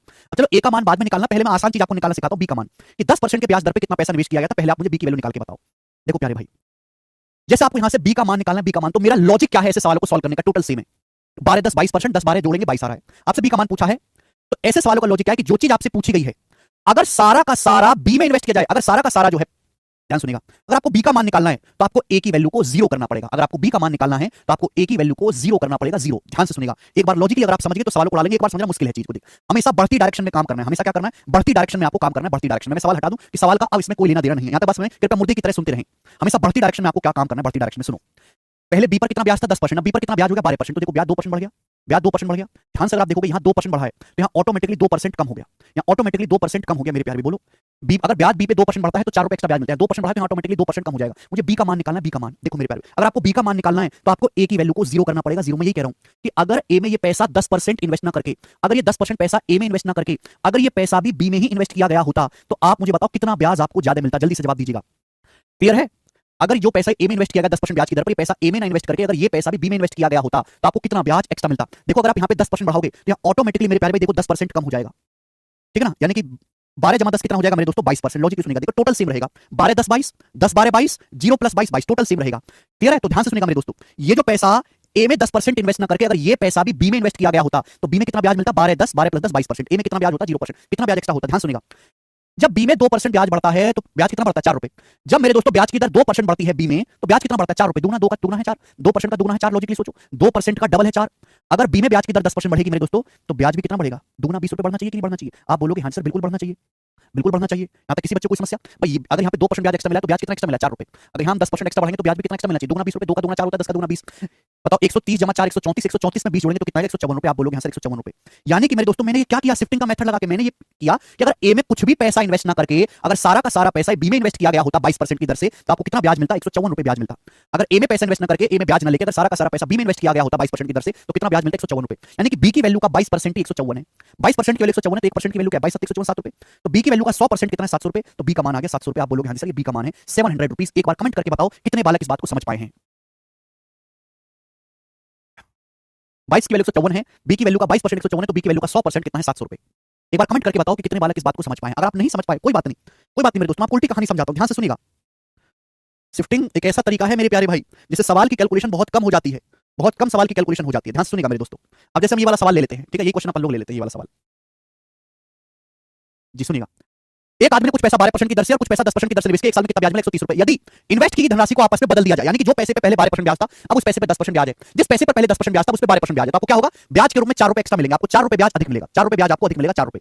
तो पूछा 12% की दर से ओरिजिनली कितना पैसा इन्वेस्ट किया? 12% की दर से ओरिजिनली कितना पैसा इन्वेस्ट किया? ए। तो आपसे सवाल मेरे प्यारे बच्चों क्या पूछा गया? ए की वैल्यू पूछी गई है। 12% की दर से मेरे दोस्तों ओरिजिनली कितना पैसा इन्वेस्ट किया गया? ए। तो प्यारे बच्चे आपसे यहाँ पर क्या पूछा गया है? आपसे यहाँ पर ए की वैल्यू पूछी गई है, ठीक है जी। क्या पूछा गया? ए की वैल्यू। मैंने क्या बोला? हमेशा बढ़ती डायरेक्शन में काम करना है, हमेशा बढ़ती डायरेक्शन में, हमेशा बढ़ती डायरेक्शन में काम करना है, बढ़ती डायरेक्शन में हमेशा काम करना है। सुनिएगा, अगर आपको ए का मान निकालना है तो आपको बी को क्या करना पड़ेगा? 0। अगर आपको ए का मान निकालना है तो बी को क्या करना पड़ेगा? 0। बी को 0 करना है। आपको ए का मान पूछा गया, ए का मान, तो बी को आपको 0 करना पड़ेगा। अब सोचो मेरे दोस्तों, मैंने क्या बोला? हमेशा बढ़ती डायरेक्शन में। देखो ए ये 12 है, 10 है, तो घट रहा है। बढ़ती डायरेक्शन क्या? ये उल्टा ऊपर की तरफ। यानी कि अगर ए में पहले 10% ब्याज था तो ए में 12% ब्याज, ए में पहले कितना ब्याज मिला था? 10%, कितना? 12%, 2% एक्स्ट्रा। भाई 2% बढ़ेगा तो देखिए ऑटोमेटिकली 2% कम हो जाएगा। ये 2% बढ़ेगा तो ऑटोमेटिकली 2% कम हो जाएगा। देखिए जब नीचे की तरफ आ रहे हैं तो 4 रुपए ब्याज एक्स्ट्रा है, जब हम ऊपर की तरफ जाएंगे उल्टा सोचो ना भाई, जब नीचे की तरफ आएंगे तो 4 रुपए ब्याज एक्स्ट्रा है, जब ऊपर की तरफ जाएंगे मेरे दोस्तों तो 4 रुपए ब्याज कम है। ऊपर की तरफ जाएंगे मेरे दोस्तों तो कितना 4 रुपए ब्याज कम है। आप बोलोगे हाँ जी सर मुझे ए का मान निकालना है तो बी को जीरो करना है। देखो बच्चों अगर ये 10% पैसा बी में इन्वेस्ट ना करके, अगर ये 10% पैसा बी में इन्वेस्ट ना करके इस सारा का सारा पैसा ए में ही इन्वेस्ट किया गया होता तो बताओ आपको कितना ब्याज मिलता। अगर एक पैसा बी में इन्वेस्ट ना करके सारा का सारा पैसा ए में ही इन्वेस्ट किया गया होता तो आपको कितना ब्याज मिलता। जब भाई 2% ब्याज, जब ए में 2% ब्याज बढ़ता है तो 4 रुपए कम ब्याज मिलता है, 4 रुपए कम ब्याज मिलता है दुगना। जब ए में 10% ब्याज की दर बढ़ेगी तो बेटा कितना होगा, कितना ब्याज कम मिलेगा 20 रुपए। 2 का दुगना 4 है, 10 का दुगना 20 है, तो 20 रुपए आपको कम ब्याज मिलेगा। बोलो हाँ, आप बोलोगे हाँ जी सर बिल्कुल सही, कोई प्रॉब्लम नहीं। यानी कि मेरे दोस्तों अगर ए में ब्याज की दर 22% है तो आपको ब्याज कितना मिलेगा। देखो ए में 22% ब्याज, बी में ऑटोमेटिकली जीरो हो गया, 10 में से 10 घटाएंगे जीरो हो गया, बी का मान जीरो हो गया मेरे दोस्तों। 130 से 20 रुपए कम कितना आ गया, 110 रुपए। 130 से 20 रुपए कम करेंगे तो कितना आ गया, 110 रुपए। यानी कि मेरे दोस्तों ए में जो पैसा इन्वेस्ट किया गया उसका 22% 110 रुपए के बराबर है। ए में जो पैसा इन्वेस्ट किया गया है उसका 22% 110 के बराबर है। ए की वैल्यू का 22% 110 रुपए के बराबर है, कितने गुना, 5 गुना। तो ए की वैल्यू का 100% कितना है, 100% 500 रुपए। तो ए में कितना पैसा इन्वेस्ट किया गया, 22 पंजे 110, तो ए की वैल्यू का 100% कितना है, 500 रुपए। ये सवाल का आंसर है, ए की वैल्यू आ गई। बहुत गजब का सवाल है और उससे भी ज्यादा गजब का तरीका है शिफ्टिंग मेथड। इसी तरीके से आपके सामने एक सवाल ये है और आपके सामने एक सवाल ये है, 3 क्वेश्चन मैंने डाले हैं। 13वां सवाल आप खुद से ट्राई करिएगा, 13वां सवाल, 14वां सवाल ये मैं आपको 13वां में बता रहा हूं। चलिए 13वां सवाल भी मैं आपको बता रहा हूं करके, 14वां सवाल आप खुद से ट्राई करिएगा। 14 नंबर क्वेश्चन करो। 13वां में बताऊं कि 14वां, जो भी आप कहोगे मैं वो बता दूंगा। 14 नंबर क्वेश्चन बताता हूं। इक्वेशन से भी कर सकते हैं एक्स वाई मान के, इक्वेशन से भी कर सकते हैं एक्स वाई मान के कि भाई सपोज इस पे एक्स, इसमें एक्स अमाउंट इन्वेस्ट किया, इसमें वाई, एक्स वाई मान के इक्वेशन से भी कर सकते हैं, लेकिन ये तरीका ज्यादा आसान है, ठीक है ना, ज्यादा आसान तरीका है और ये तभी लगेगा जब टोटल सेम हो। ध्यान से सुनिएगा मेरे दोस्तों। जैसे सवाल देखो, एक आदमी 22% की दर से कुछ पैसा निवेश करता है, बाकी को भी 15% की दर से निवेश करता है, उसे 2445 रुपए वार्षिक ब्याज मिलता है। मैंने मान लिया कि एक आदमी ने ए रुपए इन्वेस्ट किया 22% ब्याज की दर से और बी रुपए इन्वेस्ट किया 15% ब्याज की दर से। कितना, 15% ब्याज की दर से। और उसे ब्याज कितना मिला मेरे दोस्तों, 2445 रुपए उसे ब्याज मिला। 2445 रुपीज जो है, 2445 रुपए उसको ब्याज मिला एक साल में। आगे का ये लाइन इंपॉर्टेंट है, समझ नहीं पाते, लेकिन अगर निवेश की धनराशि को आपस में बदल देता है तो 105 रुपए अधिक मिलते हैं। कितना, 105 रुपए अधिक मिलते हैं। अगर मेरे प्यारे भाई वो इन्वेस्टमेंट की राशि को आपस में बदल देता है तो 105 रुपए अधिक मिलते हैं। इन्वेस्टमेंट की राशि बदलने का क्या मतलब है कि पहले ए पे 22% ब्याज था, ए पे कितना, 15% ब्याज। पहले बी पर 15% ब्याज था, 22% ब्याज। भाई इन्वेस्टमेंट का अमाउंट बदलेगा तो ब्याज की दर भी पलट जाएगी कि नहीं। अब मेरे दोस्तों से कितना ब्याज, 105 रुपए अधिक ब्याज मिलता है। जितना ब्याज पहले मिलता था उससे 105 रुपए एक्स्ट्रा ब्याज मिलता है। तो आपसे पूछा है 22% पर कितनी राशि निवेश की गई थी, 22% की दर से कितनी राशि इन्वेस्ट की गई थी। आपसे सवाल में ए का मान पूछा गया, 22% की दर पर कितनी राशि निवेश की थी और जल्दी 22% की दर पर उसने ए रुपए इन्वेस्ट किए थे। आपसे ए का मान पूछा है, जल्दी से करके बताओ। मैंने क्या बोला कि हमेशा बढ़ती डायरेक्शन में काम करना है। अगर आपको ए का मान निकालना है तो बी को जीरो करना पड़ेगा। ए का मान निकालना है तो बी में जो है आपको इन्वेस्टमेंट, बी का जो ब्याज है वो जीरो करना पड़ेगा। बी में ब्याज की दर, सारा का सारा पैसा आपको ए में इन्वेस्ट करवाना पड़ेगा। बढ़ती डायरेक्शन में देखो, आपको ए का मान निकालना, किस तरह बढ़ रहा है, ए यहां। जब ए में 7% ब्याज एक्स्ट्रा मिलता है तो देखो ऑटोमेटिकली बी में 7% कम हो जाएगा। जब ए में 7% ब्याज एक्स्ट्रा मिलता है तो आप देखो ऑटोमेटिकली 7% कम हो जाएगा। नीचे आ रहे हैं तो 105 रुपए बढ़ रहा है। अगर उल्टा देखेंगे, अगर उल्टी डायरेक्शन में देखेंगे तो देखो 105 रुपए कम हो रहा होगा। आप बोलोगे सर उल्टी डायरेक्शन देखेंगे, आप बोलोगे हाँ जी सर बिल्कुल सर। मुझे ए का मान निकालना है तो बी को जीरो करना है। बेटा ये 15% ब्याज अगर बी में ना मिलके अगर ये 15% ब्याज भी आपको ए में मिलता, अगर ये 15% ब्याज भी आपको ए में मिलता तो बताओ कितना ब्याज कम होता। अगर 15% ब्याज आपको बी इन्वेस्टमेंट पे ना मिलके 15% ब्याज आपको इन्वेस्टमेंट ए पर ही मिलता तो कितना ब्याज कम मिलता। पहले जब 7% ब्याज एक्स्ट्रा है तो 105 रुपए कम हुआ। 7 गुणा 15 105, 7 की 15 में गुणा करेंगे 105। 15% एक्स्ट्रा है तो 15 की 15 में गुणा करेंगे कितना आएगा, 225 रुपए। 225 रुपए आपको ब्याज कम मिलेगा। 225 रुपए बोलो हाँ भाई, 7 का 15 गुना 105 है, यहाँ 15 का 15 गुना 225 रुपए होगा। यानी कि ए में कितना ब्याज होगा, 22 प्लस 15 37%। ए में ब्याज हो गया 37% और ब्याज मिला कितना है, 2445 में से 225 घटाएंगे तो 2220 रुपए। कितना आ गया, 2220 रुपए। आप बोलोगे हाँ सर, यानी कि ए में जो भी पैसा इन्वेस्ट किया गया है उसका 37% 2220 के बराबर है। ए में जो भी पैसा इन्वेस्ट किया गया उसका 37% 2220 रुपए के बराबर है। कितने गुना भाई साहब, जल्दी से करके बताओ। 37 111, 37 छक्का 222, 60 गुना। तो 1% की वैल्यू 60 है, 100% की वैल्यू कितनी है, 6000 रुपए। तो यानी कि मेरे प्यारे भाई ए का मान 6000 रुपए। ये सवाल का आंसर है, बात खत्म। अभिषेक समझ में आई भाई, बहुत बढ़िया सवाल है। गुड इवनिंग निशा, ठीक है जी। मुझे लगता है मेरे सारे भाई सवाल को आसानी से कर पाएंगे। अच्छा बच्चों, अगर इसी क्वेश्चन में मैं आपसे बी का मान पूछूं, अगर इसी सवाल में, सवाल को नहीं बदला, इसी सवाल में बच्चों अगर हम आपसे यहां पे बी का मान पूछते हैं, बी का मान, तो आप बताओ बी का मान क्या है कि 15% की दर से कितना पैसा इन्वेस्ट किया गया था, और आपसे बी का मान पूछे तो क्या होगा, जल्दी से बताएं। 15% की दर से कितना पैसा इन्वेस्ट किया गया था, जल्दी से बताओ।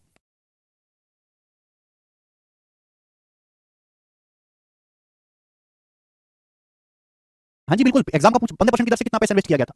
बी की वैल्यू, अगर आपको बी की वैल्यू निकालनी है तो ए का मान जीरो करना है। बढ़ती डायरेक्शन में काम करो। देखो बढ़ती, कहां बढ़ रहा है बी की वैल्यू, 15% से 22% ब्याज। अगर बी में 7% ब्याज एक्स्ट्रा मिलेगा, बी इन्वेस्टमेंट बी में 7% ब्याज एक्स्ट्रा मिलेगा तो ऑटोमेटिकली ए में देखो 22 से 15 7% कम हो जाएगा। 7% कम हो जाएगा मेरे प्यारे भाई। आप बोलोगे हाँ जी सर बिल्कुल सही। टोटल से में देखो 22 15 37, 15 22 37। अगर ये 15% पैसा ए में इन्वेस्ट ना करके 15% भी अगर बी में ही इन्वेस्ट किया गया होता, बी में ही इन्वेस्ट किया गया होता तो बताओ कितना ब्याज आपको एक्स्ट्रा मिलता, कितना ब्याज आपको एक्स्ट्रा मिलता। जब यहाँ 7% ब्याज बढ़ा है तो 105 रुपए बढ़े, 15 गुना, 7 गुना 15 105, यानी 15% का 15 गुना, 15 का 15 गुना 225 रुपए एक्स्ट्रा ब्याज मिलेगा। आप बोलोगे हाँ जी सर बिल्कुल सही। तो इन्वेस्टमेंट बी पर कितना ब्याज हो गया, 22 और 15 37%। ऑटोमेटिकली देखो ए में 0% हो चुका है। देखो टोटल सेम है, 22 15 37 15 22 37, 0 जमा 37 37। क्लियर है, आप बोलोगे हाँ सर। बताओ अगर मैं बी में इन्वेस्टमेंट बी पर 37% ब्याज लेता हूं तो कितना ब्याज मिलेगा बताइएगा? 2445 में 105 और 225 330 जोड़ेंगे, 225 और 105 330 जब जोड़ेंगे तो ये हो जाएगा 2775 रुपए, 2775 रुपीज, 2775, 225 और 105 330 330 आप जोड़ दो, यानी कि इन्वेस्टमेंट बी का 37% 2775 है। बी की इन्वेस्टेड राशि का 37% 2775, बताओ कितने गुना? तो आप हो गए सर 37 छिक्का हो गया जी 222, बच गया 55, 37 छिक्का हो गया जी 222, 222, 37 सत्ते चला जाएगा क्या? 210 और 49, हाँ तो 7 बार चला जाएगा, 7 बार चला जाएगा, 210 और 49, 259, तो बचेगा कितना मेरे दोस्तों? ये बचेगा फिर आपका 18, तो 37 पंजे 185, 75 गुना 75, तो 1% के लिए 75 है, 100% के लिए 7500 रुपए। तो बी में कितना पैसा इन्वेस्ट किया गया? 7500 रुपए सवाल का आंसर हो जाएगा। मुझे लगता है सभी बच्चों को आसानी से समझ में आया है। मैंने आपको 2 क्वेश्चन कराए हैं, एक आपके लिए, इसको खुद से ट्राई करना। अगला सवाल, सवाल नंबर 15 यहाँ पे सारे ही मिसलेनियस टाइप के क्वेश्चन से बनाओ। अबे 15वां सवाल बहुत खतरनाक है भाई, बहुत खतरनाक सवाल है। ये सवाल 2015 के प्री में आया था सीजल में, उसके बाद ये शायद ही भारत में कोई पुलिस का पेपर ऐसा हो जिसमें सवाल ना आया हो। ठीक है भाई, अब देखो किसी टाइप को फॉलो नहीं करता, एक सड़क छाप सवाल है जिसका कोई सिर पैर नहीं, बस आपको सॉल्व करना है। बताओ, एक money lender claims to lend money at the rate of 10% per annum simple interest. However, he takes the interest in advance when he lends a sum for 1 year. At what interest rate does he lend the money actually? एक बनिया एक साहूकार 10% ब्याज की दर से पैसा उधार देता है। एक साहूकार 10% ब्याज की दर से पैसा उधार देता है, मतलब क्या हुआ? 10% की फ्रैक्शन वैल्यू होती है 1/10। एक साहूकार 10% साधारण ब्याज की दर से पैसा उधार देता है, तो इसका बेसिक सा मतलब है कि अगर आपने 10 रुपए एक आदमी को उधार दिए हैं तो एक साल में आप 1 रुपए ब्याज ले लोगे, यानी कि एक साल बाद आप उस आदमी से 11 रुपए वापस लोगे, 11 रुपए। ये मतलब हुआ, ये सिंपल जिंदगी। अगर आप 10% ब्याज की दर से पैसा उधार दे रहे हैं तो इसका मतलब ये हुआ कि आप जो है, अगर आप 10 रुपए उधार लोगे तो एक साल के बाद आप उससे 1 रुपए ब्याज लोगे, यानी कि एक साल बाद आप उससे 10 और 11 रुपए लोगे, सूद समेत 10 रुपए प्रिंसिपल प्लस 1 रुपए ब्याज, 11 रुपए ब्याज लोगे। ये सिंपल जिंदगी है। लेकिन बनिया बड़ा चालाक है, लालाजी बड़े चालाक है। वो क्या कर रहे हैं? हालांकि वह 1 वर्ष के लिए पैसा उधार देता है और ब्याज एडवांस में लेता है, वो ब्याज एडवांस में लेता है। तो आपसे पूछा है कि किस ब्याज की दर से एक्चुअली पैसा उधार दिया गया है। लालाजी के पास आप गए, लालाजी 10 रुपए उधार दे दो। लालाजी कहेंगे भाई 10 रुपए में उधार दूंगा, ब्याज लूंगा 10% का, 10 रुपए पर मैं आपको 10% ब्याज लूंगा 1 रुपए, लेकिन भाई मैं तो ब्याज एडवांस में लूंगा, तो 10 रुपए उधार चाहिए ना भाई, 10 रुपए पे 1 रुपए ब्याज बनता है, 1 रुपए ब्याज में ना ये लख लिया जेब में, मैंने 1 रुपए ब्याज ले लिया, ये 9 रुपए बचे, ले 9 रुपए ले जा तू, इन 9 रुपए ले जा। एक साल बाद क्या करना तू मुझे, इन 9 रुपए ले जा मेरे दोस्त, और एक साल बाद जो है तू मुझे 10 रुपए लौटा देना। लालाजी ये कह रहे हैं, बात समझ में आई? लॉजिकली सुनो, होना क्या चाहिए कि आपने 10 रुपए 10 का नोट दिया और आपने एक साल बाद 1 रुपए ब्याज ले लिया। लाला कह रहे ना ऐसा चक्कर ना, ब्याज लूंगा एडवांस में, तो 10 रुपए उधार चाहिए ना, 10 रुपए उधार चाहिए तो ले जा, लेकिन 10 रुपए पे 1 रुपए ब्याज बनता है, मुझे 1 रुपए तुरंत ब्याज चाहिए, बचा 9 रुपए, 9 रुपए ले जा तू, अब 9 रुपए उधार ले जा, और एक साल बाद क्या करना, तू मुझे 10 का नोट लौटा देना।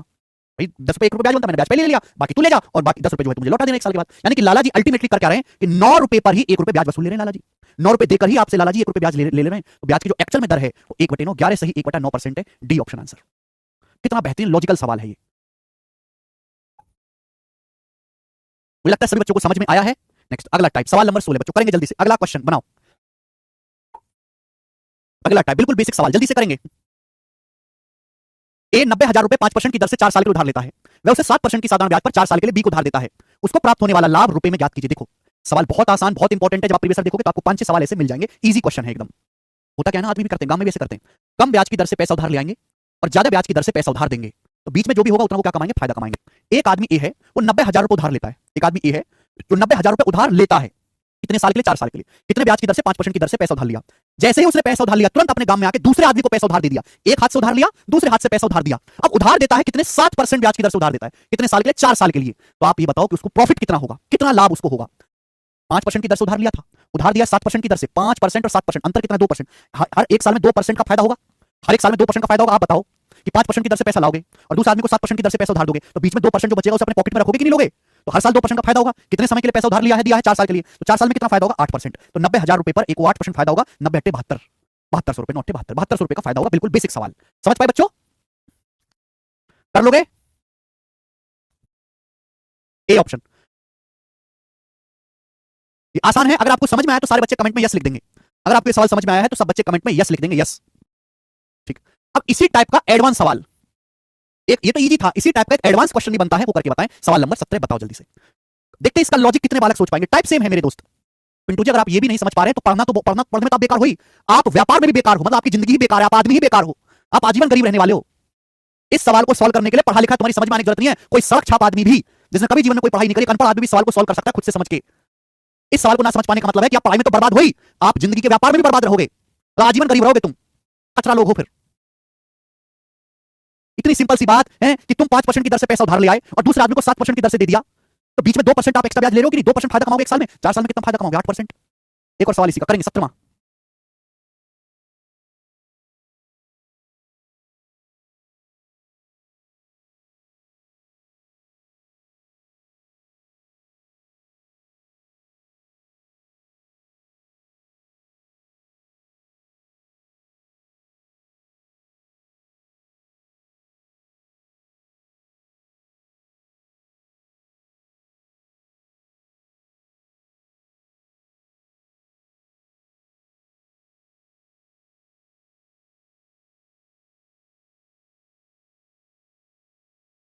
एक भी बालक का पता नहीं पढ़ने में ध्यान क्यों नहीं है। मैं कितनी बार आपको कह चुका हूं कि जब भी क्लास में आए तो और किसी प्रॉब्लम को डिस्कस ना करें, कुछ भी ना सोचें, कुछ भी ना कहें, कुछ भी मुंह से ना बोलें, केवल केवल केवल पढ़ने पे ध्यान दें। नहीं, लेकिन पढ़ने पे ध्यान के अलावा और जितनी बातें हो सकती है उस पर ध्यान देना है। क्लास में आके ना कुछ बोलना है ना कुछ कहना है, केवल सुनना है और पढ़ना है और चले जाना है।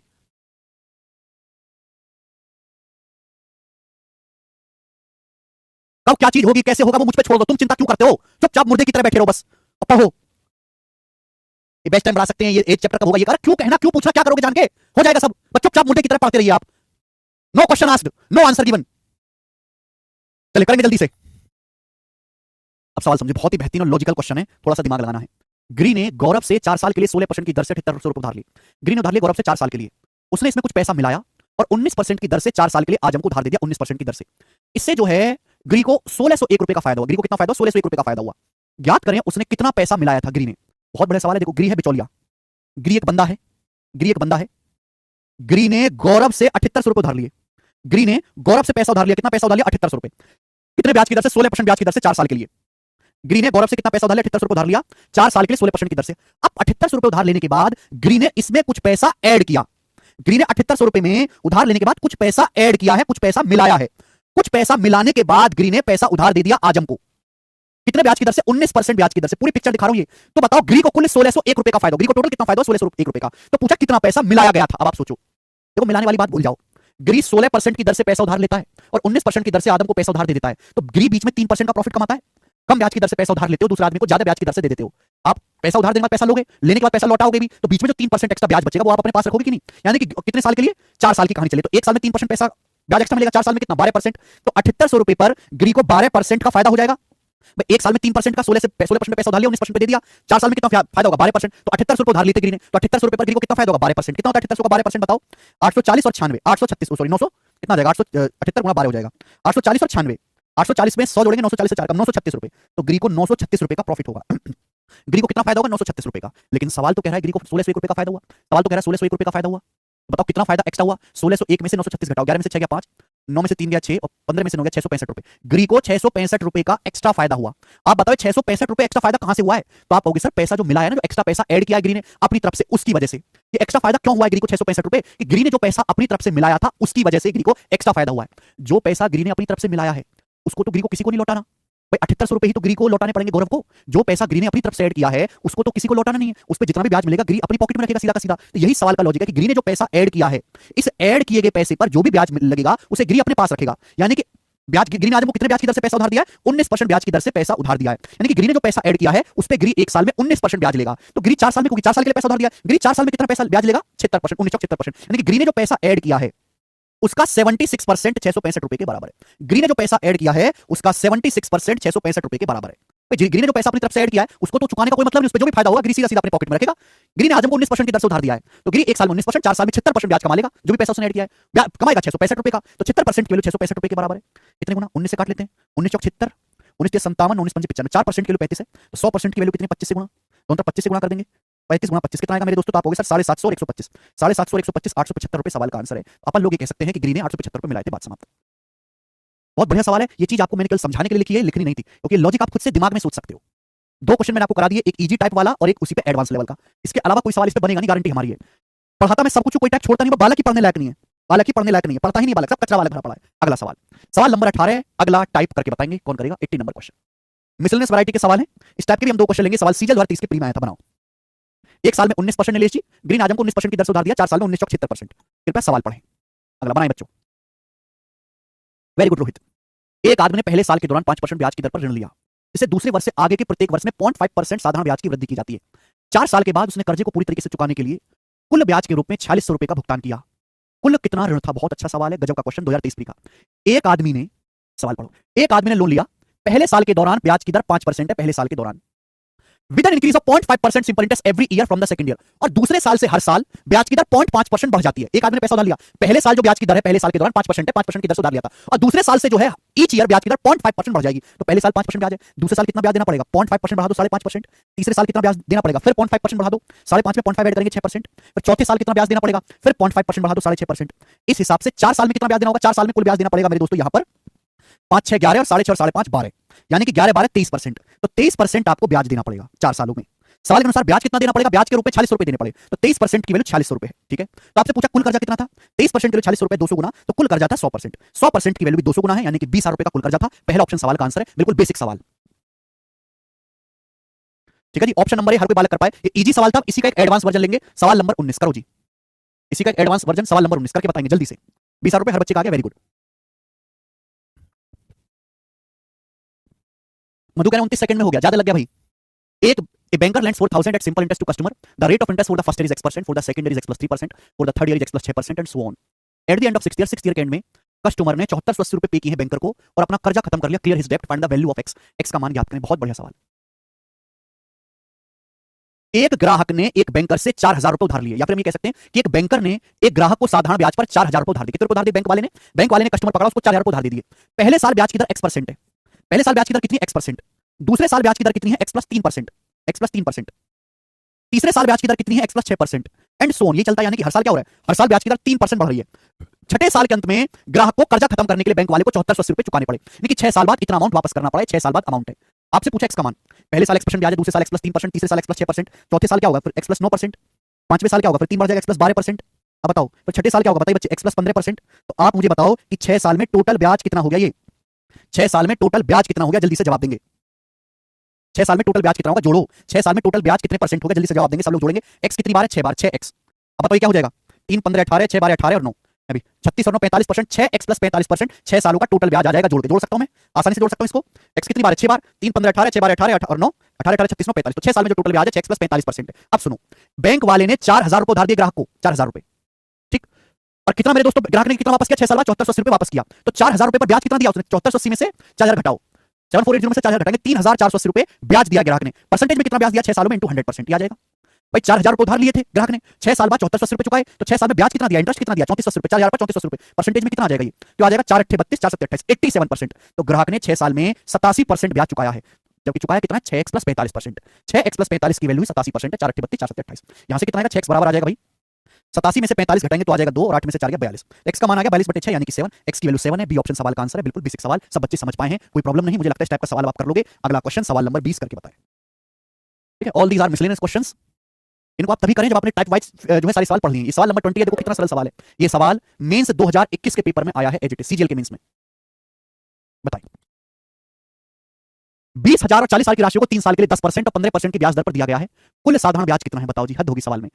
सम 20,000 and 40,000 are given on simple interest at the rate of 10% and 15% per annum respectively for 3 years, what will be the total simple interest. Simple interest होता है प्रिंसिपल गुना रेट परसेंट गुना टाइम, कुल साधारण ब्याज। 20,000 रुपए 40,000 रुपए उधार दिए, कितने साल को उधार दिए, 3 साल के लिए। ब्याज की दर 10%, एक साल में 10% ब्याज है तो 3 साल में कितना होगा, 30%। 30%, एक साल में अगर 15% ब्याज है तो 3 साल में कितना होगा, 15 या 45, 40,000 रुपए पर 3 साल में कितना ब्याज मिलेगा, 45%। अब बताओ 20,000 रुपए का 30% कितना होता है, 6,000 रुपए, 6,000। 40,000 रुपए का 45% क्या होगा, 45 चौका 180, 18,000। तो कुल सिंपल इंटरेस्ट कितना आएगा, 6 प्लस 18 24,000। सवाल का आंसर है बी ऑप्शन, 24,000। तो इससे बढ़िया सवाल तो प्री के पेपर में आ रखे, नहीं आ रखे। हाँ जी, इस अच्छे सवाल मेंस के प्री के पेपर में आए हुए हैं, तो मेंस में कितना इजी पूछ लिया। तो कभी कभी एग्जामिनर सनक जाता है, कुछ भी करता है, ठीक है ना। अब एक सवाल और पूछूंगा, देखो ये 2023 के मेंस में आया सीजीएल में, ठीक है ना। भाई किसी टाइप का सवाल थोड़ी ना है ये जो आपके सामने करेंगे, दो छोटे छोटे सवालों को मिक्स कर दिया है। ये क्वेश्चन सीजीएल 2023 के मेंस के पेपर में आया है, बताएं। बहुत दो छोटे छोटे सवालों को यहां पर मिक्स कर दिया, बनाओ जी, कौन करेगा।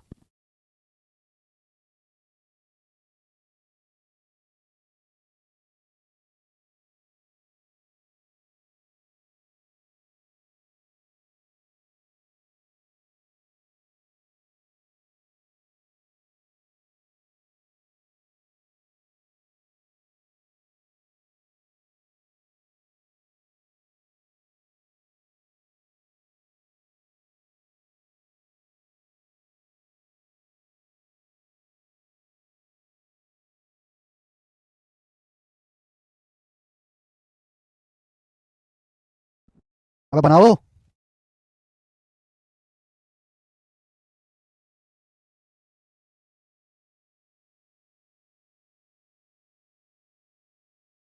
करो भाई जल्दी से। आया किसी का 420, अरे वाह, बहुत वेरी गुड। सीट सॉल्व करो सलमान।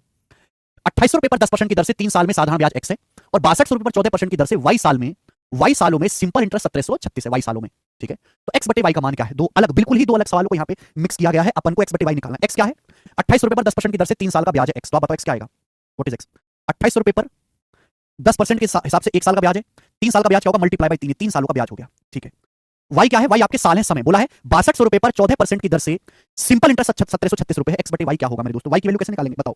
आपको टोटल सिंपल इंटरेस्ट कितना मिला? टोटल सिंपल इंटरेस्ट मिला है बेटा 1736 रुपए। टोटल सिंपल इंटरेस्ट कितना मिला? 1736 रुपए। एक साल में कितना है? 6200 रुपए पर एक साल में ब्याज होगा 14%। मैंने क्या बोला था कि टोटल ब्याज को एक साल के ब्याज से भाग दीजिए। टोटल ब्याज कितना मिला? 1736 रुपए। एक साल में कितना ब्याज है? एक साल में ब्याज है 6200 रुपए का 14%। एक साल में ब्याज है 6200 रुपए पर 14%। ये वाई का मान आ गया। ये एक्स का मान है, ये वाई का मान है। सवाल में पूछा एक्स बटे वाई, यानी कि इन दोनों को डिवाइड करना था। ये था मेरे दोस्तों। ऐसा नहीं कि आप पूरी कैलकुलेशन करो फिर मेरे दोस्तों तब करो। जब मुझे डिवाइड करना है तो मैं कैलकुलेशन क्यों करूंगा? मैं तो अब करूंगा कैलकुलेशन। परसेंटेज 2 जीरो कटेगा, एक सेकंड। ये परसेंटेज 2 जीरो कैंसिल आउट, ये परसेंटेज से 2 जीरो कैंसिल आउट, ठीक है जी, चलेगा। अब मेरे दोस्तों नीचे 62 गुणा 14 है, ये 62 गुणा 14 जो है ये ऊपर पहुंच जाएगा 62 गुणा 14। बोलेगा, आप बोलोगे हाँ जी सर बिल्कुल सही। अब यहां पर मेरे दोस्तों 31 से तो कटना ही कटना है क्योंकि 62 आ रहा है ना, हालांकि 62 से भी काट सकते हैं। तो 62 से 1736 है तो 62 दूनी 124, बचेगा कितना? 9 और 6 में से 3 ये 3। तो मेरे दोस्तों कितनी बार जाएगा फ्री आपका? 6 बार चला जाएगा। 6 बार आपका नहीं, 62 दूनी 124, 13 में से 4 गया 9 और यहां पे बचेगा फिर आपका 6 में से 2 गया 4, 496। ये आपका 8 बार जाएगा जी 28। 28 28 कट गया। 14 तिया 42 दुसान 420, सी ऑप्शन सवाल का आंसर है। 14 तिया 42 दुसान 420 इसका करेक्ट आंसर सी ऑप्शन। समझ में आया? 370 कैसे होगा गधे? ऊपर जब 7 दिखाई दे रहा है तो 7 का मल्टीपल तो आना ही था। सवाल में कुछ भी दम नहीं, एकदम सरल सवाल था। मेंस का क्वेश्चन था, एक्स और वाई की वैल्यू अलग निकालिए। अब देखो दो सवाल आपसे पूछता हूं 22वां। दोनों ही सवाल सीएचएसएल 2023 के प्री में आए हैं और बहुत ही भयंकर और अच्छे सवाल हैं। सीएचएसएल 2023 प्री के मिसलेनियस क्वेश्चंस करके बताएं। देखते हैं सवाल का आंसर कौन बता पाएगा। आधे बच्चों को तो सवाल ही नहीं समझ में आएगा कि सवाल कह क्या रहा है, और है बहुत बेहतरीन क्वेश्चन। बताओ बेटे, बनाओ। टी साल में एक राशि पर 10% की दर से साधारण ब्याज मूल राशि का 5/8वां हिस्सा है। आई बात समझ में? In T years the simple interest earn on a certain amount at the rate of 10% per annum is 5/8 of the principal amount. ठीक है, टी साल में 10% के हिसाब से जो ब्याज मिलता है वो प्रिंसिपल का 5/8 है। यदि ब्याज की दर 10% की 3/4 कर दी जाए, यदि रेट ऑफ इंटरेस्ट को 10% का 3/4 कर दें और साधारण ब्याज वही रहे, साधारण ब्याज सिंपल इंटरेस्ट वही रहे, तो बदले हुए मूल्य के बारे में कौन सा कथन सत्य है? यानी कि सवाल में टी की वैल्यू आपसे पूछी है कि टी में क्या बदलाव होगा। ध्यान से सुनिएगा। इस सवाल में देखो सिंपल इंटरेस्ट क्या होता है? सिंपल इंटरेस्ट होता है प्रिंसिपल गुणा रेट परसेंट गुणा टाइम। ये होता है सिंपल इंटरेस्ट प्रिंसिपल गुणा रेट परसेंट गुणा टाइम, यही होता है। अब इस सवाल में प्रिंसिपल मूलधन को नहीं बदला गया है, मूलधन को नहीं बदला गया। हमने ब्याज की दर को 10% का 3/4 कर दिया। पहले ब्याज की दर 10% थी, हमने ब्याज की दर को 3/4 कर दिया। साधारण ब्याज वही रहे, सिंपल इंटरेस्ट सेम रहे। आप बताओ, दो संख्याओं का प्रोडक्ट अगर कांस्टेंट है, एक संख्या जिस अनुपात में बदलेगी दूसरी उसके रिवर्स अनुपात में बदलेगी। हमने ब्याज की दर को 3/4 कर दिया। ब्याज की दर थी पहले 10%, हमने ब्याज की दर को 10% का 3/4 कर दिया, तो समय उल्टे अनुपात में हो जाएगा। समय 4/3 गुना हो जाएगा। देखिए समय अगर पहले 3 था तो समय 4 हो जाएगा। समय 4/3 गुना हो जाएगा, 3/4 गुना नहीं, समय पहले से 4/3 गुना हो जाएगा। सेम नहीं रहेगा, समय बदल जाएगा। यानी कि मुझे समय की एक्चुअल वैल्यू निकालनी है। अब बताओ मेरे दोस्तों, पहले समय कितना था? पहली लाइन जो दिया, क्या पहली लाइन का इस्तेमाल करके समय नहीं निकाल सकते? टी साल में 10% के हिसाब से जो साधारण ब्याज है वो प्रिंसिपल का 5/8वां हिस्सा है।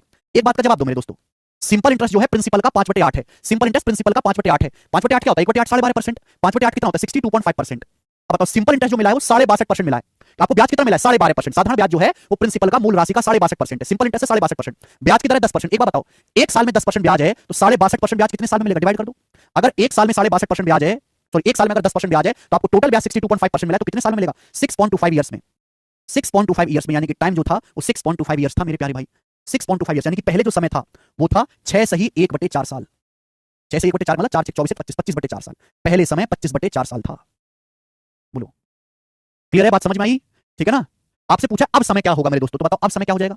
अगर 3 की वैल्यू 25/4 साल है, 3 की वैल्यू 25/4 साल है, तो 4 को ऊपर ले आओ, 3 नीचे आ जाएगा। 4 की वैल्यू आएगी 25/3 साल, यानी कि अब समय हो गया 25/3 ईयर्स। 25/3 मतलब हो गया 3 8 24, 8 सही 1/3 साल। तो अब जो टाइम है मेरे प्यारे भाई, इट इंक्रीजेस टू 8:1/3। टाइम जो है इंक्रीजेस टू आ रहा है, टू मतलब कि टाइम अब बढ़कर 8 सही 1/3 साल हो गया। ये आंसर है, टाइम बढ़ गया। सवाल का आंसर सी ऑप्शन है। ये सवाल केवल ऑप्शन मात्र से भी हो सकता है अगर हमने ब्याज की दर को 3/4 कर दिया।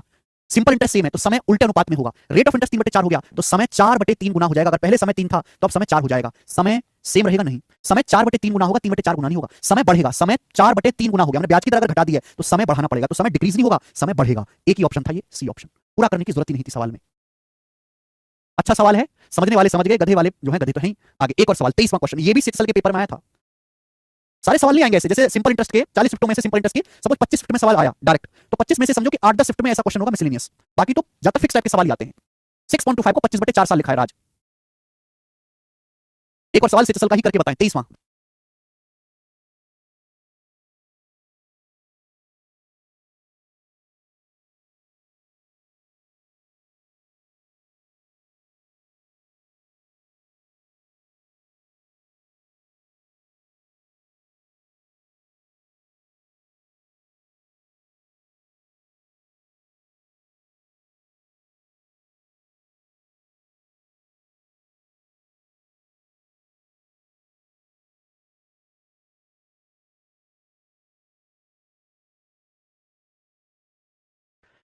Eight a certain annual rate rounded off to nearest integer, answer approx में है. Of simple interest, sum of money becomes 9 times its original value in 21 years. By how much does the rate of interest change if the same sum of money has to become 12 times its original value in 25 years? बहुत बढ़िया भयंकर, दो छोटे छोटे सवाल हैं.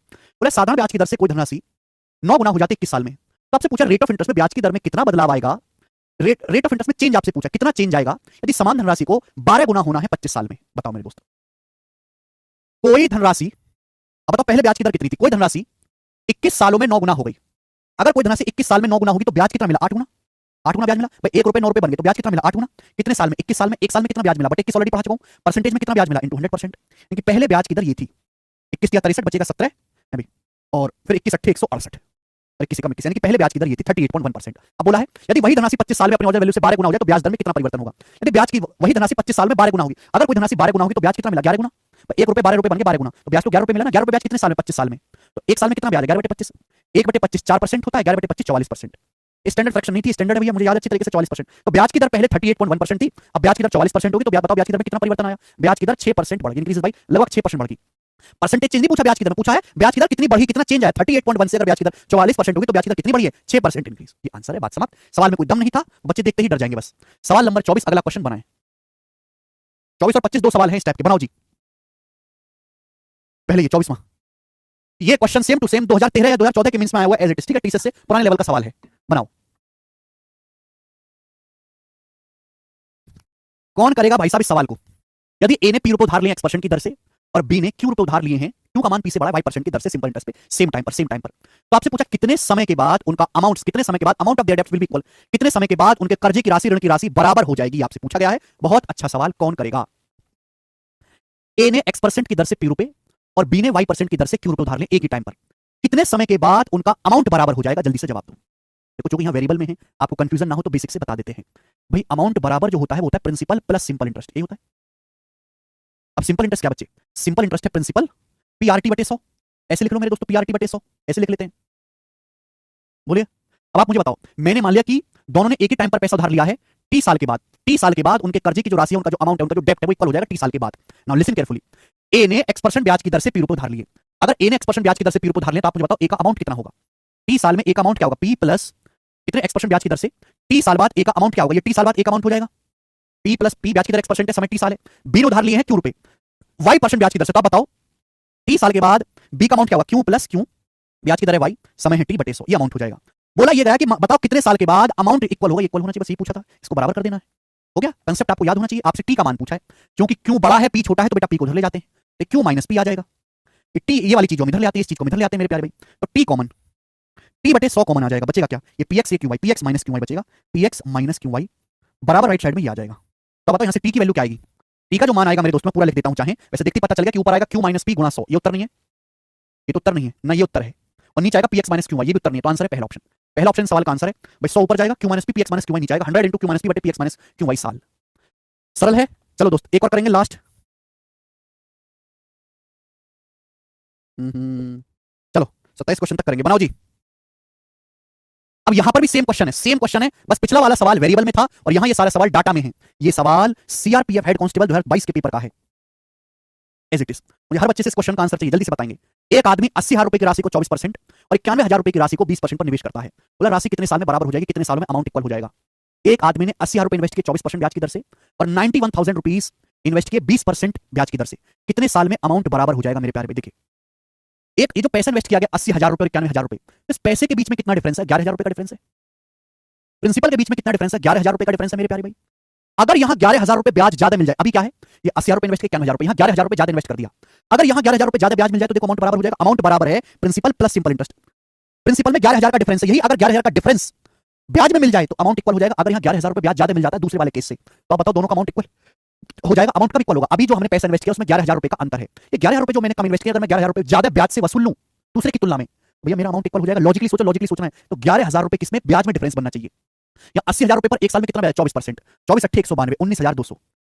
या 91,000 रुपए पर एक साल में कितना ब्याज मिलेगा? 20%. 91,000 का 20% 18,200. यानी कि एक साल में ब्याज में कितना डिफरेंस है? 1,000 रुपए. एक साल में ब्याज में कितना अंतर आएगा? 1,000 रुपए का. आप बोलोगे हाँ जी सर मुझे डिफरेंस कितना लाना है 11,000 रुपए का ब्याज में, तो कितना समय लगेगा? 11,000 को 1,000 से भाग देंगे, समय लगेगा 11 साल. ये सवाल का आंसर है बी ऑप्शन. जो बच्चे इस लॉजिक को ना पकड़ पाते हो वो पिछले वाले सवाल की तरह कर लें. माना टी साल बाद अमाउंट बराबर हो जाएगा। वहां तो मैंने इसलिए बताया कि वेरिएबल था, वहां आप लॉजिक पकड़ नहीं पाते, लेकिन यहाँ डाटा है भाई। यहाँ 80,000 रुपए इन्वेस्ट किया आदमी ने और 24% की दर से 91,000 रुपए इन्वेस्ट किया 20% ब्याज की दर से, तो प्रिंसिपल में कितना डिफरेंस है? 11,000 रुपए का अंतर। मुझे अमाउंट बराबर करना है भाई। मैंने 11,000 रुपए कम इन्वेस्ट किया बैंक ए में, अगर 11,000 रुपए मुझे ब्याज ज्यादा मिल जाए तो दोनों बैंकों में अमाउंट बराबर हो जाएगा। मतलब एक साल में ब्याज का कितना अंतर है? 1,000 रुपए, तो 11,000 रुपए ब्याज में अंतर कितने साल में आएगा? 11 सालों में। ठीक है, लॉजिकली सोचना था, बड़ा गजब तरीका है ये। बाकी ये तो बेसिक जिंदाबाद है आपके सामने ये रहा जो मैंने पिछले सवाल में करवाया। ठीक, आगे चलते हैं। अगला सवाल, सवाल नंबर 26 करेंगे जी। सीजल 22, all these are miscellaneous question, कोई सगे वाला नहीं है, किसी टाइप को फॉलो नहीं करते। सवाल बताओ, एक राशि बैंक में जमा की जाती है जो साधारण ब्याज देता है। राशि 3 साल में 1.25 गुना हो जाती है 3 साल में। 7 साल के बाद 7,60,000 रुपए की आवश्यकता हो तो इस आवश्यकता को पूरा करने के लिए कितनी राशि जमा करनी चाहिए? बहुत बढ़िया सवाल है, बताएं। गजब का सवाल, बताओ। कोई पैसा बैंक में जमा किया जाता है, ठीक है।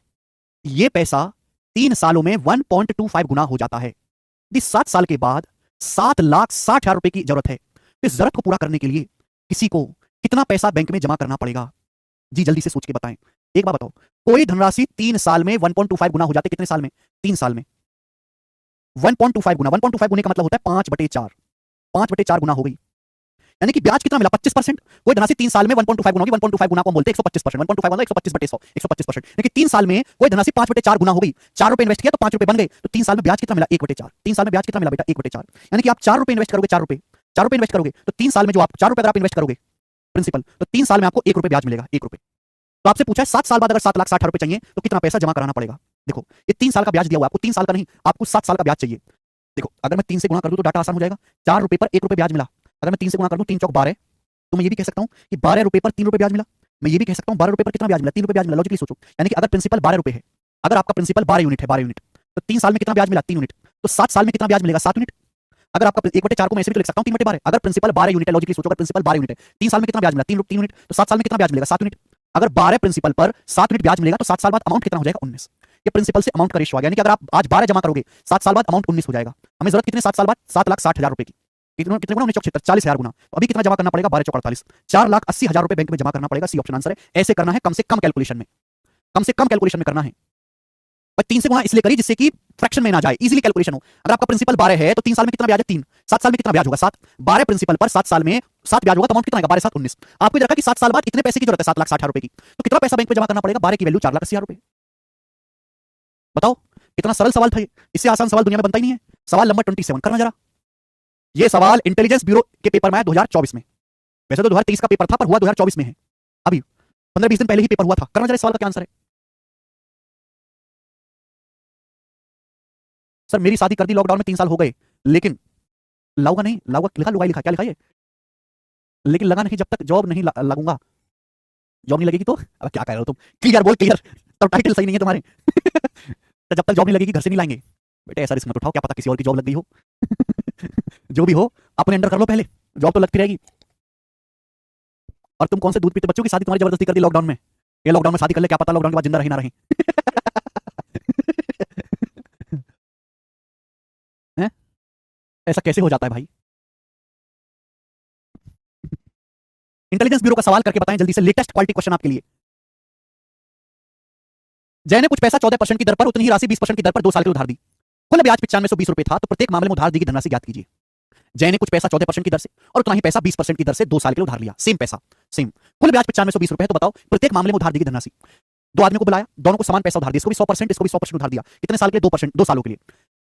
पहले आदमी को 14% की दर से बताओ 2 साल में कितना ब्याज होगा? 14 दूनी 28%। उतना ही पैसा आपने उधार दिया 20% की दर से 2 साल के लिए, 2 साल में कितना ब्याज होगा? 40%। तो 2 साल में टोटल ब्याज कितना हो गया? 20 दूनी 40 और 28, 68%। 68% टोटल ब्याज हो गया, जबकि सवाल के अकॉर्डिंग कुल ब्याज कितना है? 9520 रुपए। तो आपसे पूछा find the amount of money that was lent in each case. 100% की वैल्यू आपसे पूछिए, 17 से जाएगा, 17 चौका 68, 17 पंजे 85, 10 17 102। 4% की वैल्यू 560 है, 1% के लिए 140 है, 14 चौका 56, 100% के लिए 2 जीरो चुका दो, 100% के लिए 14,000 रुपए। आंसर है सी। बात खत्म। सर जी मैं पढ़ाई से उब चुका हूं, कुछ करिए प्लीज। इंडियन पढ़ाई से उब चुके हो तो 3 दिन जाकर भट्टे पे काम कर लो, ईंटा के भट्टे पे 3 दिन तक। और जब तुम भट्टे पे 3 दिन तक काम करोगे तो बिल्कुल मैं गारंटी देता हूं कि उसके बाद तुम्हें किसी चीज में मन ना लगे, लगे ना लगे, पढ़ाई में जरूर मन लगेगा। ठीक है ना? सर एमटीएस के मैथ और सी सेट के मैथ में कौन आसान है प्लीज? विशाल जिस हिसाब से तुम्हारा डाउट है और तुमने कमेंट्स में इस सवाल को पूछा है, तुम्हारे लिए तो कोई भी आसान नहीं है भाई। तुम्हारे लिए दोनों कठिन है। सर इतना कंटेंट रिवाइज कैसे करें मल्टीपल टाइम्स? मल्टीपल टाइम्स नहीं संस्कार जी, 1-2 बार करना। अभी 2 दिन की छुट्टी थी, क्या करा? अभी 2 दिन की छुट्टी थी, 2 दिन की छुट्टी में पूरे हफ्ते 5 दिन का पढ़ा हुआ रिवीजन हो सकता है आसानी से, पर तुमने करा ही नहीं है। कुल ब्याज देखो यहाँ पे सब है, कुल ब्याज तो देखो 14% के हिसाब से 2 साल में 28, 20% के हिसाब से 2 साल में 40, तो 28 प्लस 40, 28% प्लस 40%, कुल तोड़ दिया दिव्यांशु, तब 68% आया है। इससे बेहतरीन सवाल का सॉल्यूशन हो ही नहीं सकता। पर स्टार्टिंग में बहुत जोश था, बट समय के साथ जोश घटता जा रहा है, क्या करें जयदीप बेटे, जैसे नई शादी में होता है, शुरू शुरू में काफी जोश होता है, बाद में शुरू शुरू में तो वादे भी ऐसे होते हैं, तुम कहो तो मैं चांद तारे तोड़ लाऊं, है ना, आधी रात को उसके लिए कुछ भी करने को तैयार।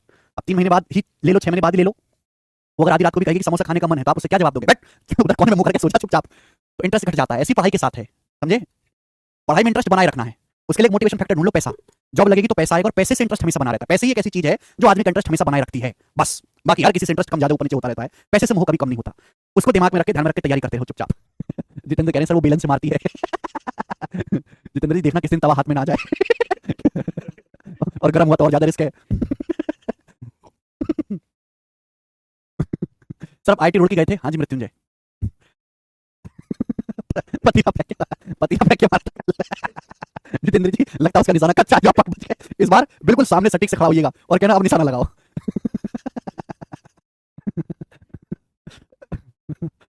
चलिए शुरू कर, आप तो खत्म कर